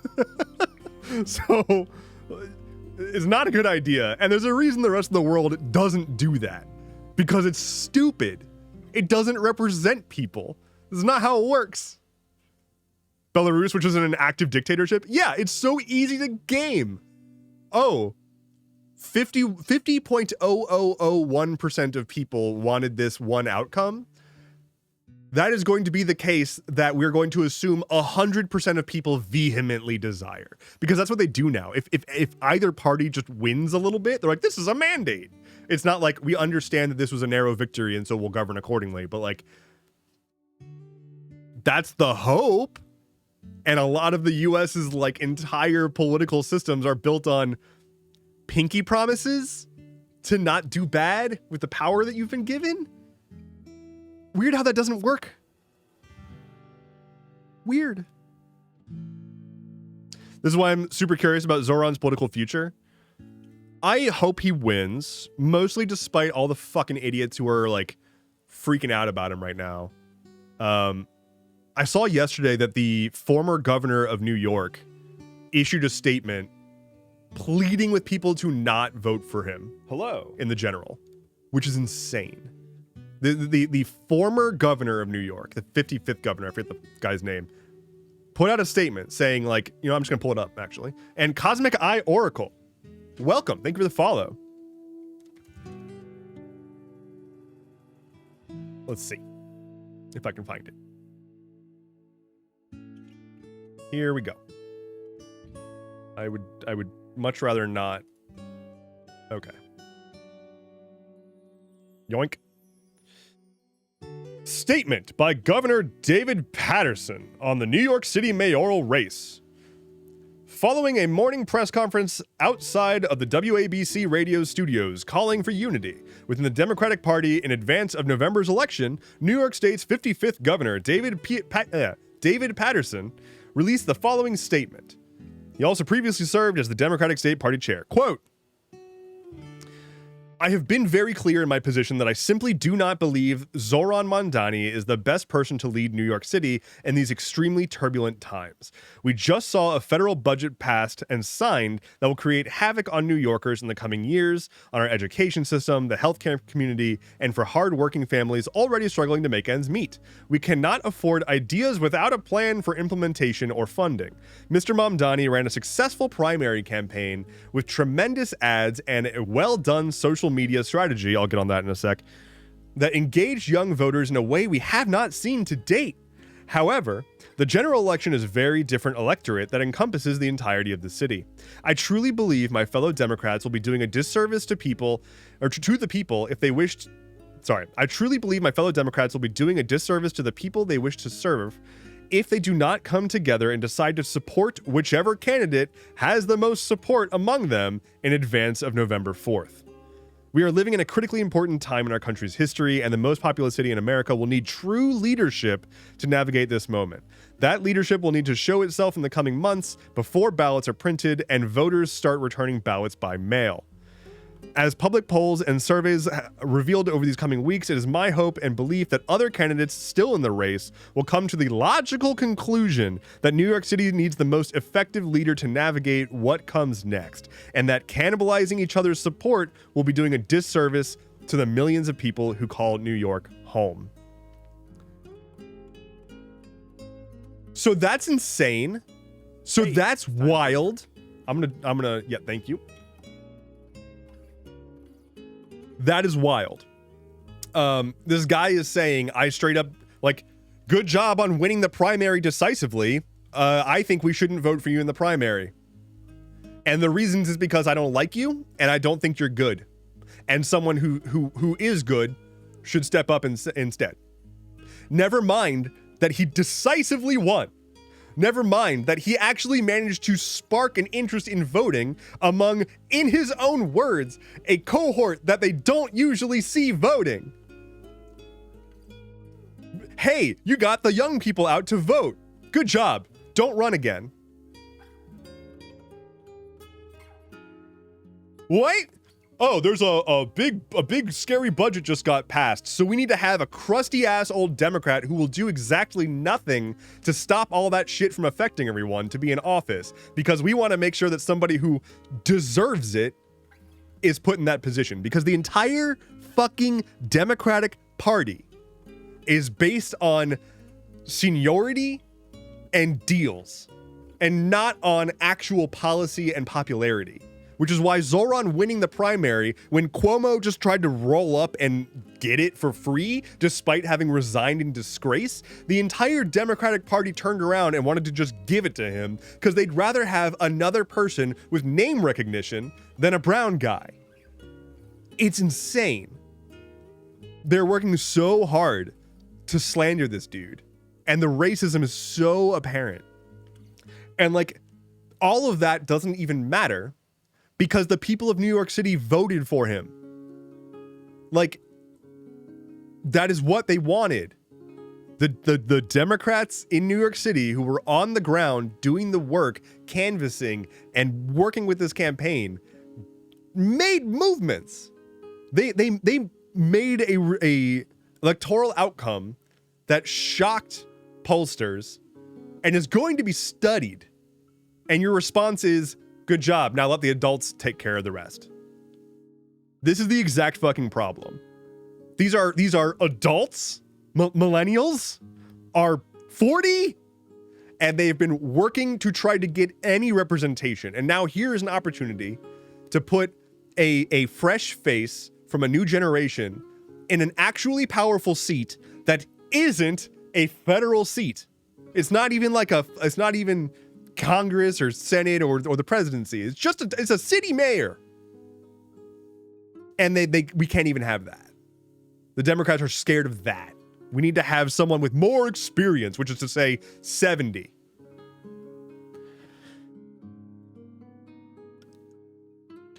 It's wild. It's wild. And I cannot wait for all these people to just fucking die at this point.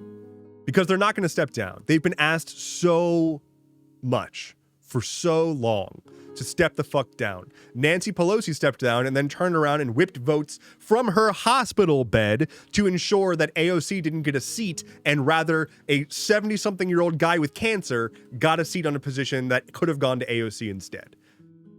That was after Nancy Pelosi stepped down as majority leader in the or minority leader in the House. So she wasn't even officially in that position and was still doing the Nancy Pelosi thing. And that's just the case with all of these people. They're all old, out of touch, and think that they deserve to be uplifted. It's their turn. They've put in the work, right? They've dedicated their life to being members of the Democratic Party, and now it's time to get theirs. They've put in this work, and if they're going to die before they get their reward, then what was the point of it all? So we can't retire now. We're so close to getting my big reward of having a fancy seat that's going to get me a book deal, and I can do talks and then retire afterwards and just make money off of the name that I have. But instead of actually getting people into positions that will do something, we're just constantly letting these guys who don't do anything get to that position so they can laze around and get that paycheck. And this is not new. It just keeps happening. Hello. Hunting Oak. Hello. Thank you for the follow. Age caps are a necessity now. Yeah, necessity now. Yeah, like I don't like the ageism that it's fostering. I don't want to have beef between generations because I don't think that we need even more ways to divide ourselves. But these people are literally dying in office regularly. It's not even a matter of like, oh, old people can't do the job. It's a matter of they're dying and leaving vacancies that allow legislation to roll over them. I would at least like for them to not be dying.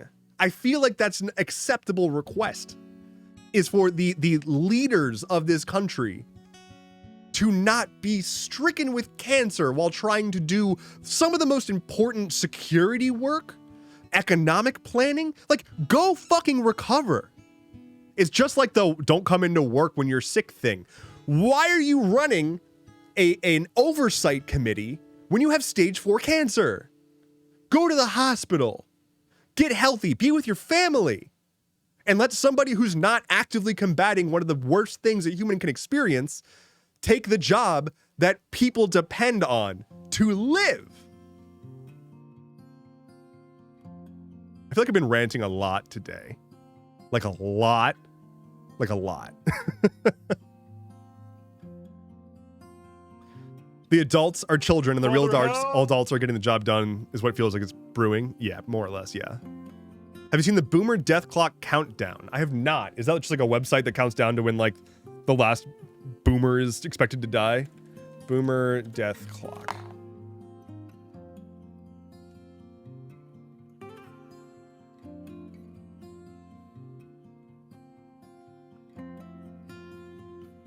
Let's see. Real-time US-born baby boomer generation population death clock. Okay. Oh, you can watch it tick up. Interesting. 53 million alive, 31 million dead. Death every 14.5 seconds. Well. I mean, like, I don't... Here's the thing, is like, that's funny and haha. I don't wish death on them necessarily. I just wish retirement on them and not voting for Donald Trump on them. That's what I wish for old people right now, is retirement, comfort, being able to see their families, and not voting for Donald Trump. That's what I want for them. I think that would be beautiful for everyone. I cast retirement on old people. Mitch McConnell included? Yeah. Well, I said old people. I'm not talking about literal mummies. Like, if you are undead at that point, go home. Which is to say, I guess, the graveyard. Sort by millennials and then sort by Zoomers? Millennial. Hello. 1% of millennials be dead. Danger Witch Axolotl. Hello, hello. Welcome in. Okay. Got all of our best ones up here. Got the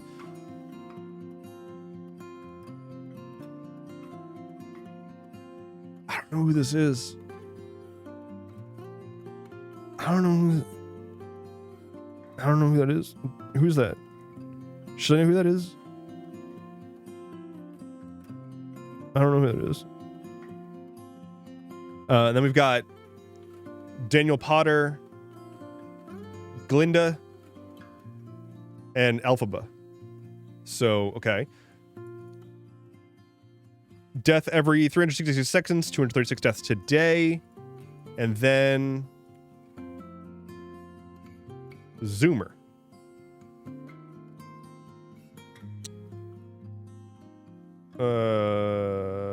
38 deaths? What am I looking at here?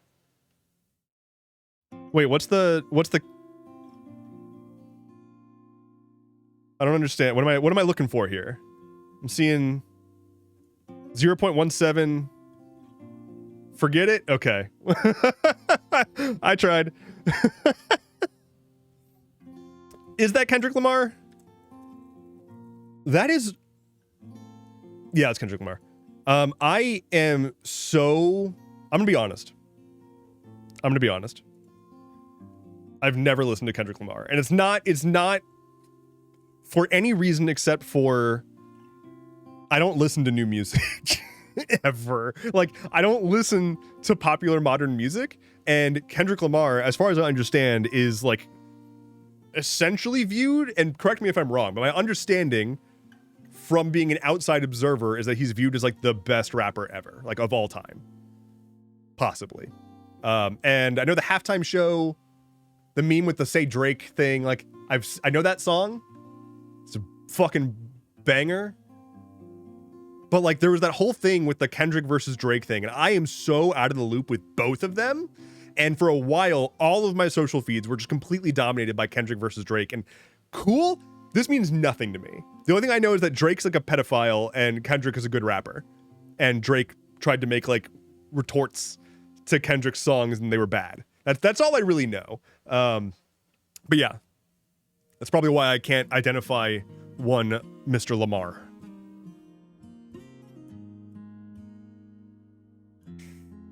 Anybody who gets into musician beef is immediately dead to me.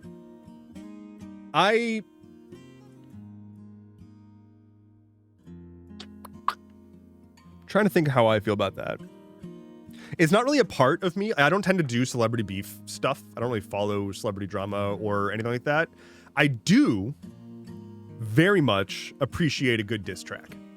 But like a good diss track by someone who's really good at it, which is like probably why I've only ever heard the one Kendrick Lamar song. But like Kill Shot by Eminem. God damn. I think that was against Machine Gun Kelly. Kill Shot Eminem. Who was that against? Yeah, Machine Gun Kelly. Killshot is a diss track recorded by Eminem, released September 14, 2018. Amidst his feud with American musician Machine Gun Kelly, it serves as Eminem's response to Kelly's diss track Rap Devil. It is very funny because Machine Gun Kelly tries to make a diss track about Eminem, and I mean, like, that isn't a self-evident and inherent statement. Machine Gun Kelly tried to make a diss track against Eminem. You can replace Machine Gun Kelly with basically anyone, and that's a bad idea, but especially if you're Machine Gun Kelly, that's a bad idea. And so then Eminem put out a track called Kill Shot, and man's changed careers.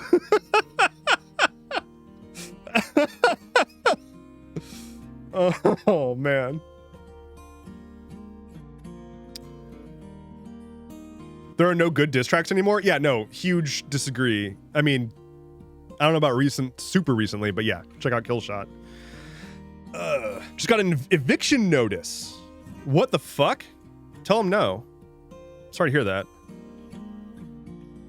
I'm very, very sorry to hear that. I'm gonna play a little bit of Stardew Valley before I go. Just because I want to do that.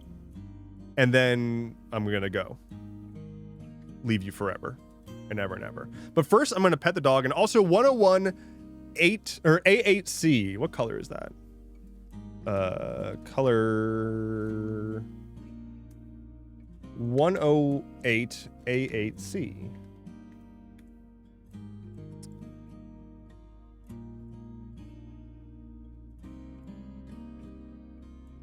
Okay. Sort of like a tealish kind of. Here, let me. This is important. Where? Oh. It's like this. Got one of these going on. That's not bad. It's not bad. I dig it. It's pretty good.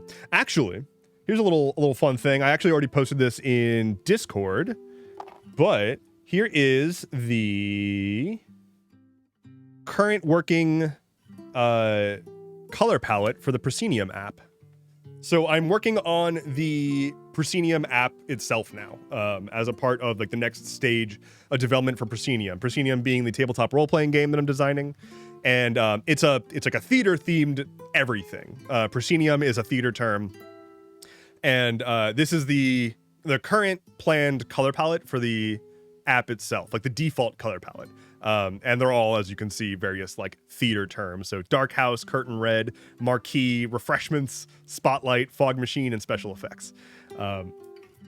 I don't really have much else to share about the app right now, but I am excited about like having an opportunity to really sit down and just build something good.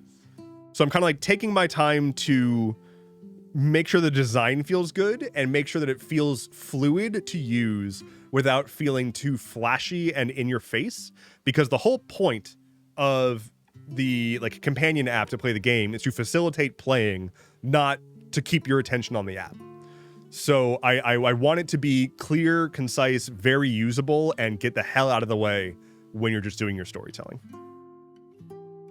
I forgot you're developing a TTRPG. Feels like it's been a while since you talked about it. I usually talk about it on stream. I haven't talked about it very publicly recently because it's just like, frankly, if I'm being very honest, it feels very difficult to talk about fun things that I'm doing given all the shit going on in the world.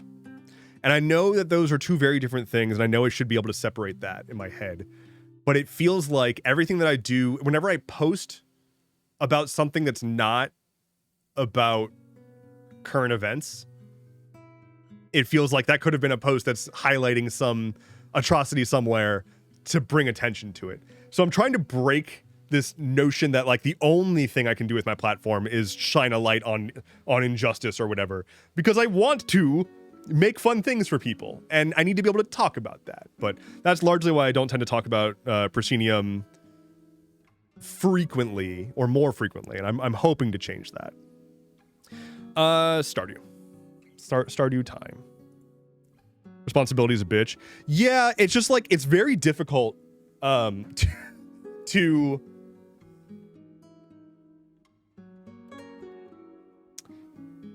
it's very difficult to feel as though it's okay to like post silly, stupid shit when you're like reading about people losing their rights. That's kind of how it feels. What are you writing the app in? It is primarily Svelte and TypeScript. Steam. That's the thing that I need. So it's gonna be a web app. It'll have support for installing as a progressive web app, but at first it'll just be a web app. I might make a native mobile port eventually, but that is not the current plan. Stardew Valley. There it is. Change the game. Stardew Valley. Change the title. Let's say I want to harvest my crops.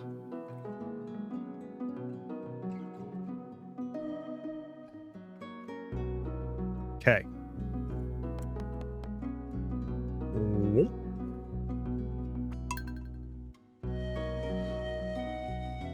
Y'all good for some Stardew? Y'all good for some stars? Dew? Audios are overlapping? Oh, yeah, sorry. Pausing music. There we go. My bad. I literally just can't, the song was soft enough coming out of my speakers that I can't hear it. So I forgot that it was even still playing. Whoops. Someone should make a famine mod for Stardew.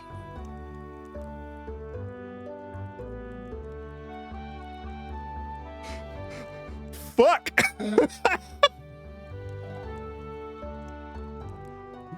Oh my god. Yeah, you go to harvest all your potatoes and they just come up rotten. Oh man. Brutal. Is that Dev with hair? Oh yeah. Oh yeah. Luscious locks. I wanted to pick a hairstyle that most closely resembled my real world hairstyle, which is why I chose this. You know? I think it's pretty accurate. I think it's not too far off from the real world experience. Anyway, get flashbanged, losers.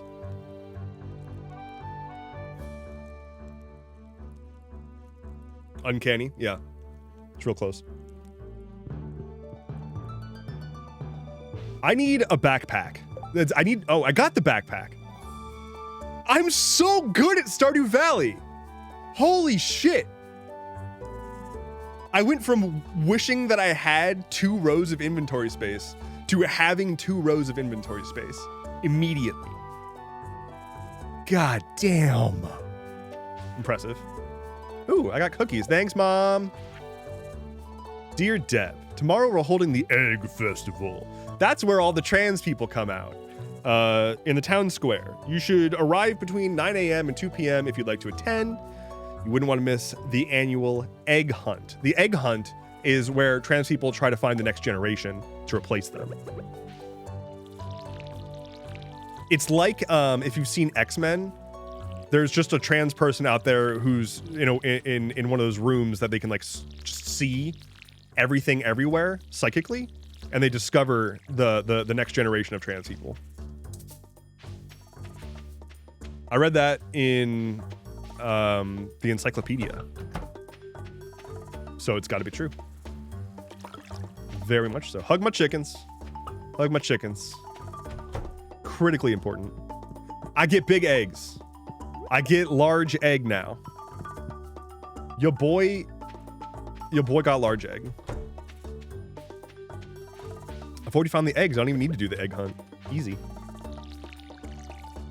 Grow my little crops. Grow wildly. Never apologize for who you are.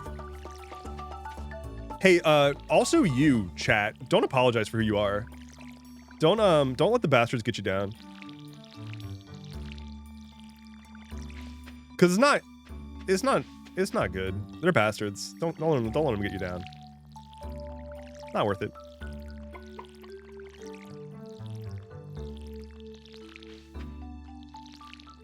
Let them choke. That's a good idea.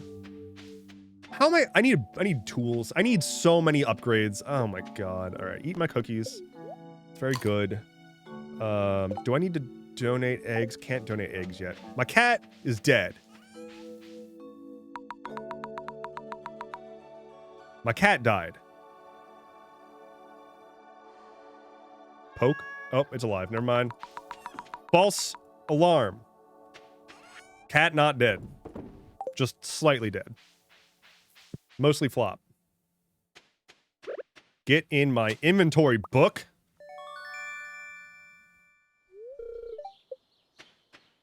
Bro, there's a horse girl anime that came out a while ago, and it's historical fiction, super funny, and stays true to the source material, and strangely isn't perverted like some animes. Yeah, I was wondering why that was in caps lock there, Fun Predictable. You're really excited about this anime about horse girls. Like, great. I'm really happy for you. Damn, that's some enthusiasm. Okay, so let's see. I'm poor. What is that? What? What are you? Balloon? What is balloon? I'm sorry? I haven't played this game in so long. What is balloon? Is there a balloon over here? There's Joja Mart.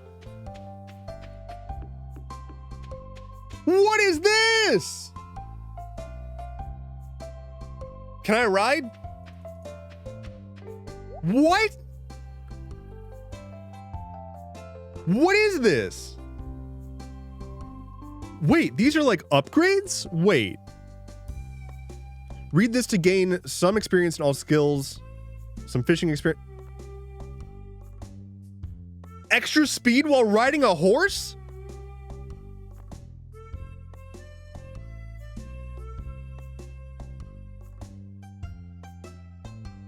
What? I had no idea. This game keeps getting new stuff. Well, anyway, that was surprising. One fuck, says Rook. If that's how you want to do it, I mean, go for it. Just one? Forever? 1.6 is an amazing update. Got it. I'm back, had to clip something? Oh no. What did we clip? Hopefully it wasn't my wings. Epic Failure says, I've never actually played Stardew Valley, but I've played Animal Crossing and Palia. Is it worth it? Stardew Valley is definitely worth it. It It's a game that has an outrageous, why didn't I buy seeds? An outrageous amount of content, especially for the price. Like the developer has so many times, basically every single major update, the developer of this game is like, I'm done developing this game as my main focus. I'm going to bring on some people to just do maintenance and I'm going to move on to my next project. And then a year later, a major new update comes out that was almost entirely his work. And then he's like, but this time, I'm going to step away for realsies. And then he did that like 6 times. And each one of those has been a free update that's essentially an expansion pack. So this game is just outrageously filled with content. It's good. If you are stressed out about timed optimization type games, it can be difficult. I know some people who find this game very stressful because they feel they need to perfectly optimize every single day, and if they don't, then they're like sub-optimally playing the game. That is not how I am currently playing it, but I get the stress. But yeah, no, it's good. It's a really, really, really good game. It deserves the accolades that it has. The support from the developer is commendable. And yeah. He's also chill with modding, so the community is rich with it. Yeah, like the developer of this game specifically went back and was like, I want to make modding easier. So he did like a whole update with a focus on just making modding easier. So yeah, good game. Good game, good developer. And it's literally just like a dude. Like, he's had other people help him with stuff, but it's just a dude. Okay, what are we going to do for the rest of this day? What are my quests right now? Delivery. That's not happening. Forging ahead. Craft a furnace. Explore the mine. Now that I can do after I plant stuff. If I put it down for a month and open it back up, will I lose everything? No, it is not a real-time game. It is not a real-time game. Fuck! Ah! Wait, is the festival... No, the festival's tomorrow. It's tomorrow. It's tomorrow. Okay, I thought it was the festival was today. I already forgot. I have time blindness in this game too. But yeah, no, this game is not real time. So if you put it down and come back months later, it's just going to be where you left it off. It's much more focused on... Okay, if you've ever played Harvest Moon, it is quite literally the game that the Harvest Moon original developer wishes he made. Like, the original developer of Harvest Moon was like, yeah, no, he nailed it. Like, I don't... Like, this is what Harvest Moon should be. So... Okay, we're gonna go in the mines. We're gonna get... Oh, I can make... no, I can't make a furnace. We're gonna get the rest of the materials to make a furnace. Here we go.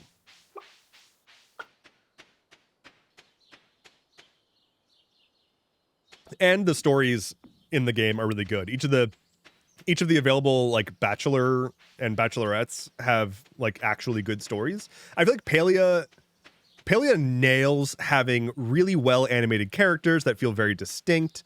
I really like how Palia did their NPCs, but the connection and depth for some people are there and for others kind of aren't. But everyone in this game, like all the NPCs in this game are like genuinely well written. Like for example, and they tackle difficult, like really difficult subjects. There's an entire bachelor character who, if you want to marry him, you work with him through his like deathly alcohol addiction. And like there's a sequence where he's contemplating suicide and you basically talk him down from it. There's a really happy-go-lucky artist girl who you learn is having like a really dangerous falling out with her ex. And like you kind of like help her through that. It's like meaningful shit like that. Palia is so good when it comes to storytelling. Palia does a lot of really good like world-based storytelling. And there's a lot of really cool shit underneath the surface in Palia. So it's not like they did bad. This game's NPCs are just kind of like a different level of thoughtfully mixed together, you know? Also, it has Tao. Tao is the best NPC in Palia. I will agree. Tao is the very best. Ah! Not the crab. Get out of here. Be gone. Be gone forever. Haha, get dead, idiot. Tao's the best boy in Palia. Have you gotten, you can get a plume puppy in Palia. It's really, really, really cute. Palia plume puppy. It's one of the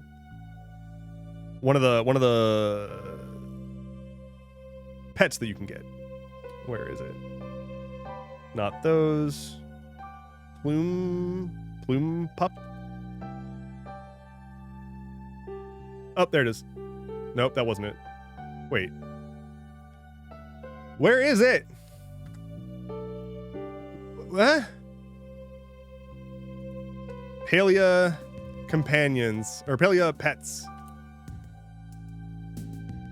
Okay, here we go. Plume. What? Is it not called Plume How? Wolves, trufflets, bumbles, drakes. What the fuck are they called? There's the palcats.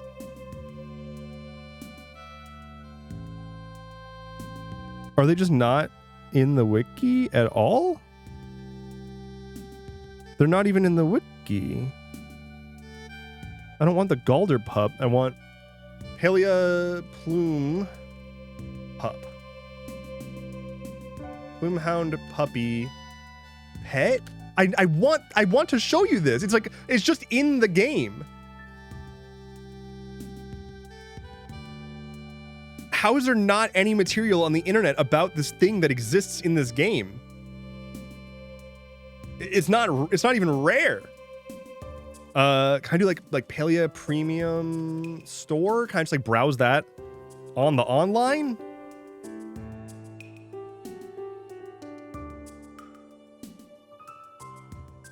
News. I'm going to find where the fuck this happened. Like where they came out. Cause I need you to see it. It's the cutest shit. I'm just gonna scroll through patch notes. I guess it's relatively new.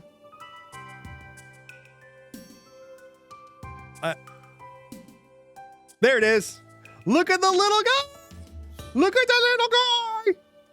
Found it. It's just a little plume pup. I told you. Worth it. It's just a little guy. It's just a little guy. And he sits next to you and wags his tail when you idle for long enough. All right. I'm glad that we got there eventually. We figured it out. We just had to scroll through a bunch of patch notes. Totally worth it, if you ask me. Amazing. They had pets for it was cats for a while. Oh, yeah, so they still have the pets. Like, I'm not saying that they just added pets in general. It's they added a specific new type of pet that's a plume puppy. And it's just extremely, extremely adorable. The pallycats are still there. There's actually a whole bunch of them now. I personally have a snowy wool, which is like a little owl dude with a backpack. It's very good. But yeah, the plume pup is it's 10 out of 10, I would say.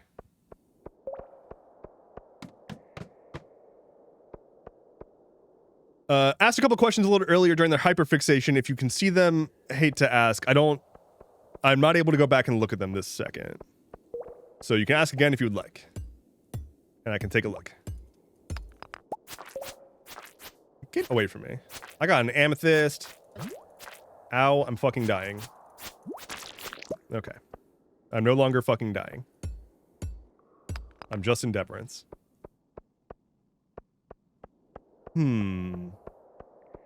Where's the way down?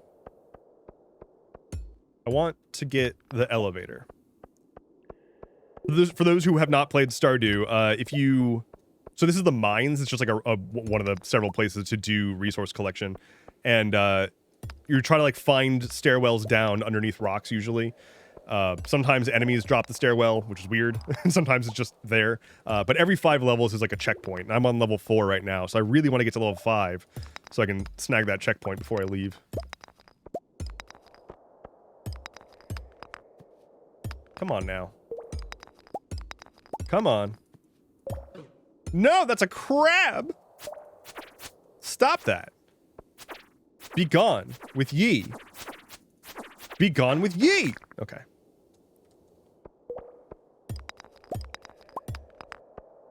Where's the stairwell? Where's the stairwell? Come on. Let me have this. My dreams are turning to dust, as they always do. All good. I was wondering if you use Kagi as a search engine. I'm looking for one and noticed that you use Vivaldi. You're the only person I know besides me who uses it. Yeah, I use Vivaldi and Kagi. There we go. Jesus. I definitely recommend Kagi. I definitely recommend Vivaldi. I've been wanting to make a video about Vivaldi specifically, as a really great and very easy to move to alternative from Chrome. If you hear the sound of my voice right now and you have control over what web browser you use on your phone or desktop, if you use Chrome, I super strongly recommend moving off of Chrome to Vivaldi, which is still basically Chrome. It still runs the same engine. It's still a Chromium browser, so it's just like Chrome / Brave / Edge. It's all just like all of those under the hood, but it is specifically designed for like power user features. It has a ton of extra functionality that you don't find in other browsers, at least not by default. It is built by a team that is specifically making it to be a just useful browser, and they specifically are against AI. Like, they are specifically uninterested in adding bullshit AI features to this browser, which is the opposite of what Google is doing right now, which is putting as much AI into the browser as they can possibly do. In fact, there was a funny moment where the developers of Vivaldi put out a statement that something big was coming soon, and people started to freak out thinking that they were going to add AI to Vivaldi. And they had a video that they posted on their social media where their CEO came out to a podium, shuffled some papers, and then just said, "It's not AI," and then walked off. And like, that was the that was how they handled people being concerned. So yeah, Vivaldi is very good. It's kind of gone through a lot of iterations. It was originally like an offshoot of Opera. Get it? Opera, Vivaldi. And it's gone through several iterations, but the current version of it I find to be very, very good. Let me put the website in chat. Vivaldi.net, I think. .com. Sorry. Vivaldi.com. I don't know what .net would do. Does it just redirect? Oh, yeah, Vivaldi.net is their Mastodon server. Yeah, Vivaldi also runs a Mastodon server. So, yeah, they're Vivaldi.com, not .net. Don't do that one. If you want the browser, you want the .com. But yeah, like, it's got really cool features. Let me just like show you this shit. This is cool. So here's my browser. You can have these like this like sidebar thing where you can pin little like apps as websites. Like, you can pin a website as like a side app. So like right here is my Twitch quick actions, just like one click away right there. Here's chat. This is Twitch chat, and I can just click it to hide it, click it to bring it out, and it's just there. And so like I have all of like on my main profile for Vivaldi, I have sidebar apps for all the different social media sites. So like Blue Sky, Mastodon, Threads, that kind of stuff. And it just renders like the mobile site in the sidebar right there, which is really cool. It's got the option to tile tabs. So like when I'm streaming, this is what I'm looking at. This is what I'm looking at. This is Vivaldi tiling 5 different web pages side by side. You can also do like a grid tile if you want. Like, you can change how they're all tiled. And yeah, you can, there's a whole command palette. So you can like run commands if you like that from like Obsidian. There's a command palette. There's all sorts of stuff. There's so much shit that you can do with this browser. It also has a built-in RSS reader, email client, and calendar. Like, you can just use this for your email calendar and email calendar and RSS if you want. And yeah, Epic Failure says, is this user-friendly for people who aren't super techie? I would say yes. If you can use Chrome, you can use this, no problem.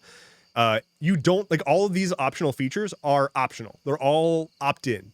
So if you install Vivaldi and you have it just like import all your settings from Chrome, you can, one, still use all of your Chrome plugins. So if you have like an ad blocker or something, if it works on Chrome, it works in Vivaldi. There's no change. You even go to the Chrome web store and it says add to Vivaldi instead of add to Chrome. So you can add any Chrome extension you already use to Vivaldi. It can import all your stuff from Chrome. And by default, it's just a web browser. But then it has a whole bunch of extra functionality. Even just like really simple things that are neat. Like there's a button down here that's a pause button. Like what does that do? Boop. It's a take a break button.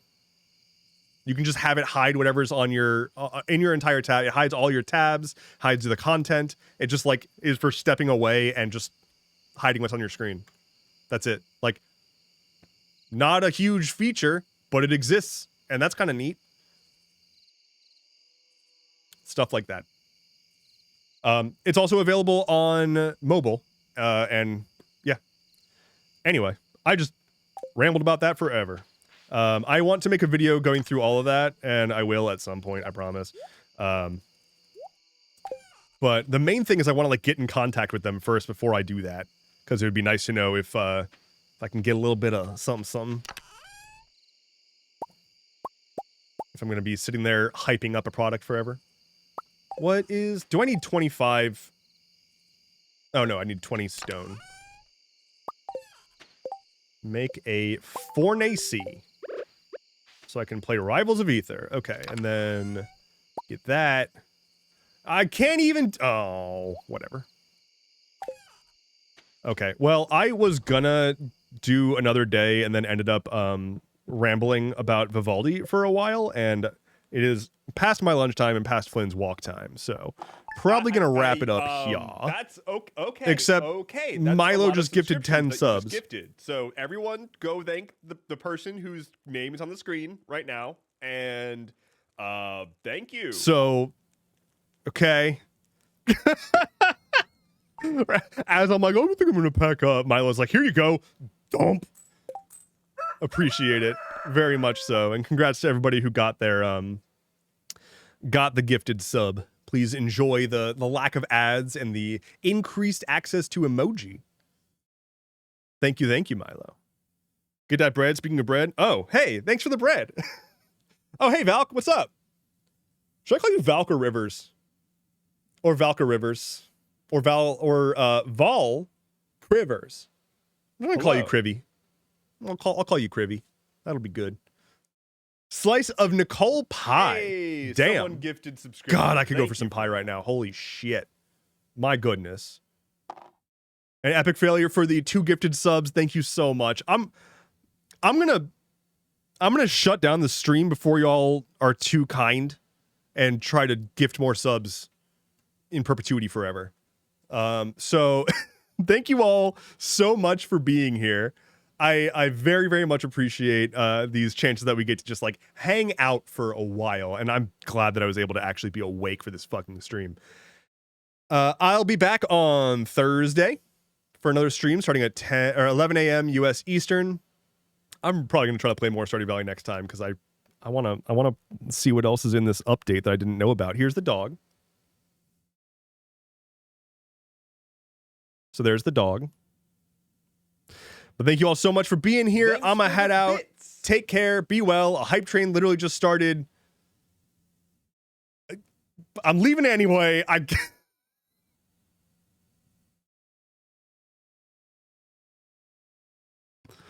Here's what I'm gonna do. Because y'all are being so very kind, I'm gonna love on the dog for just a moment.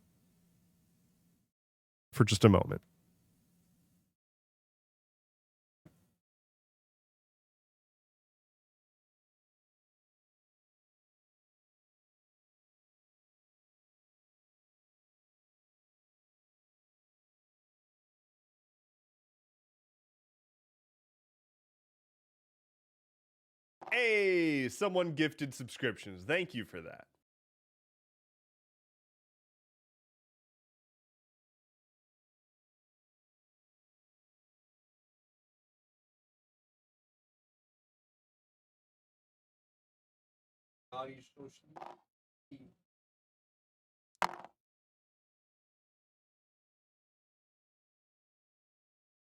Praise.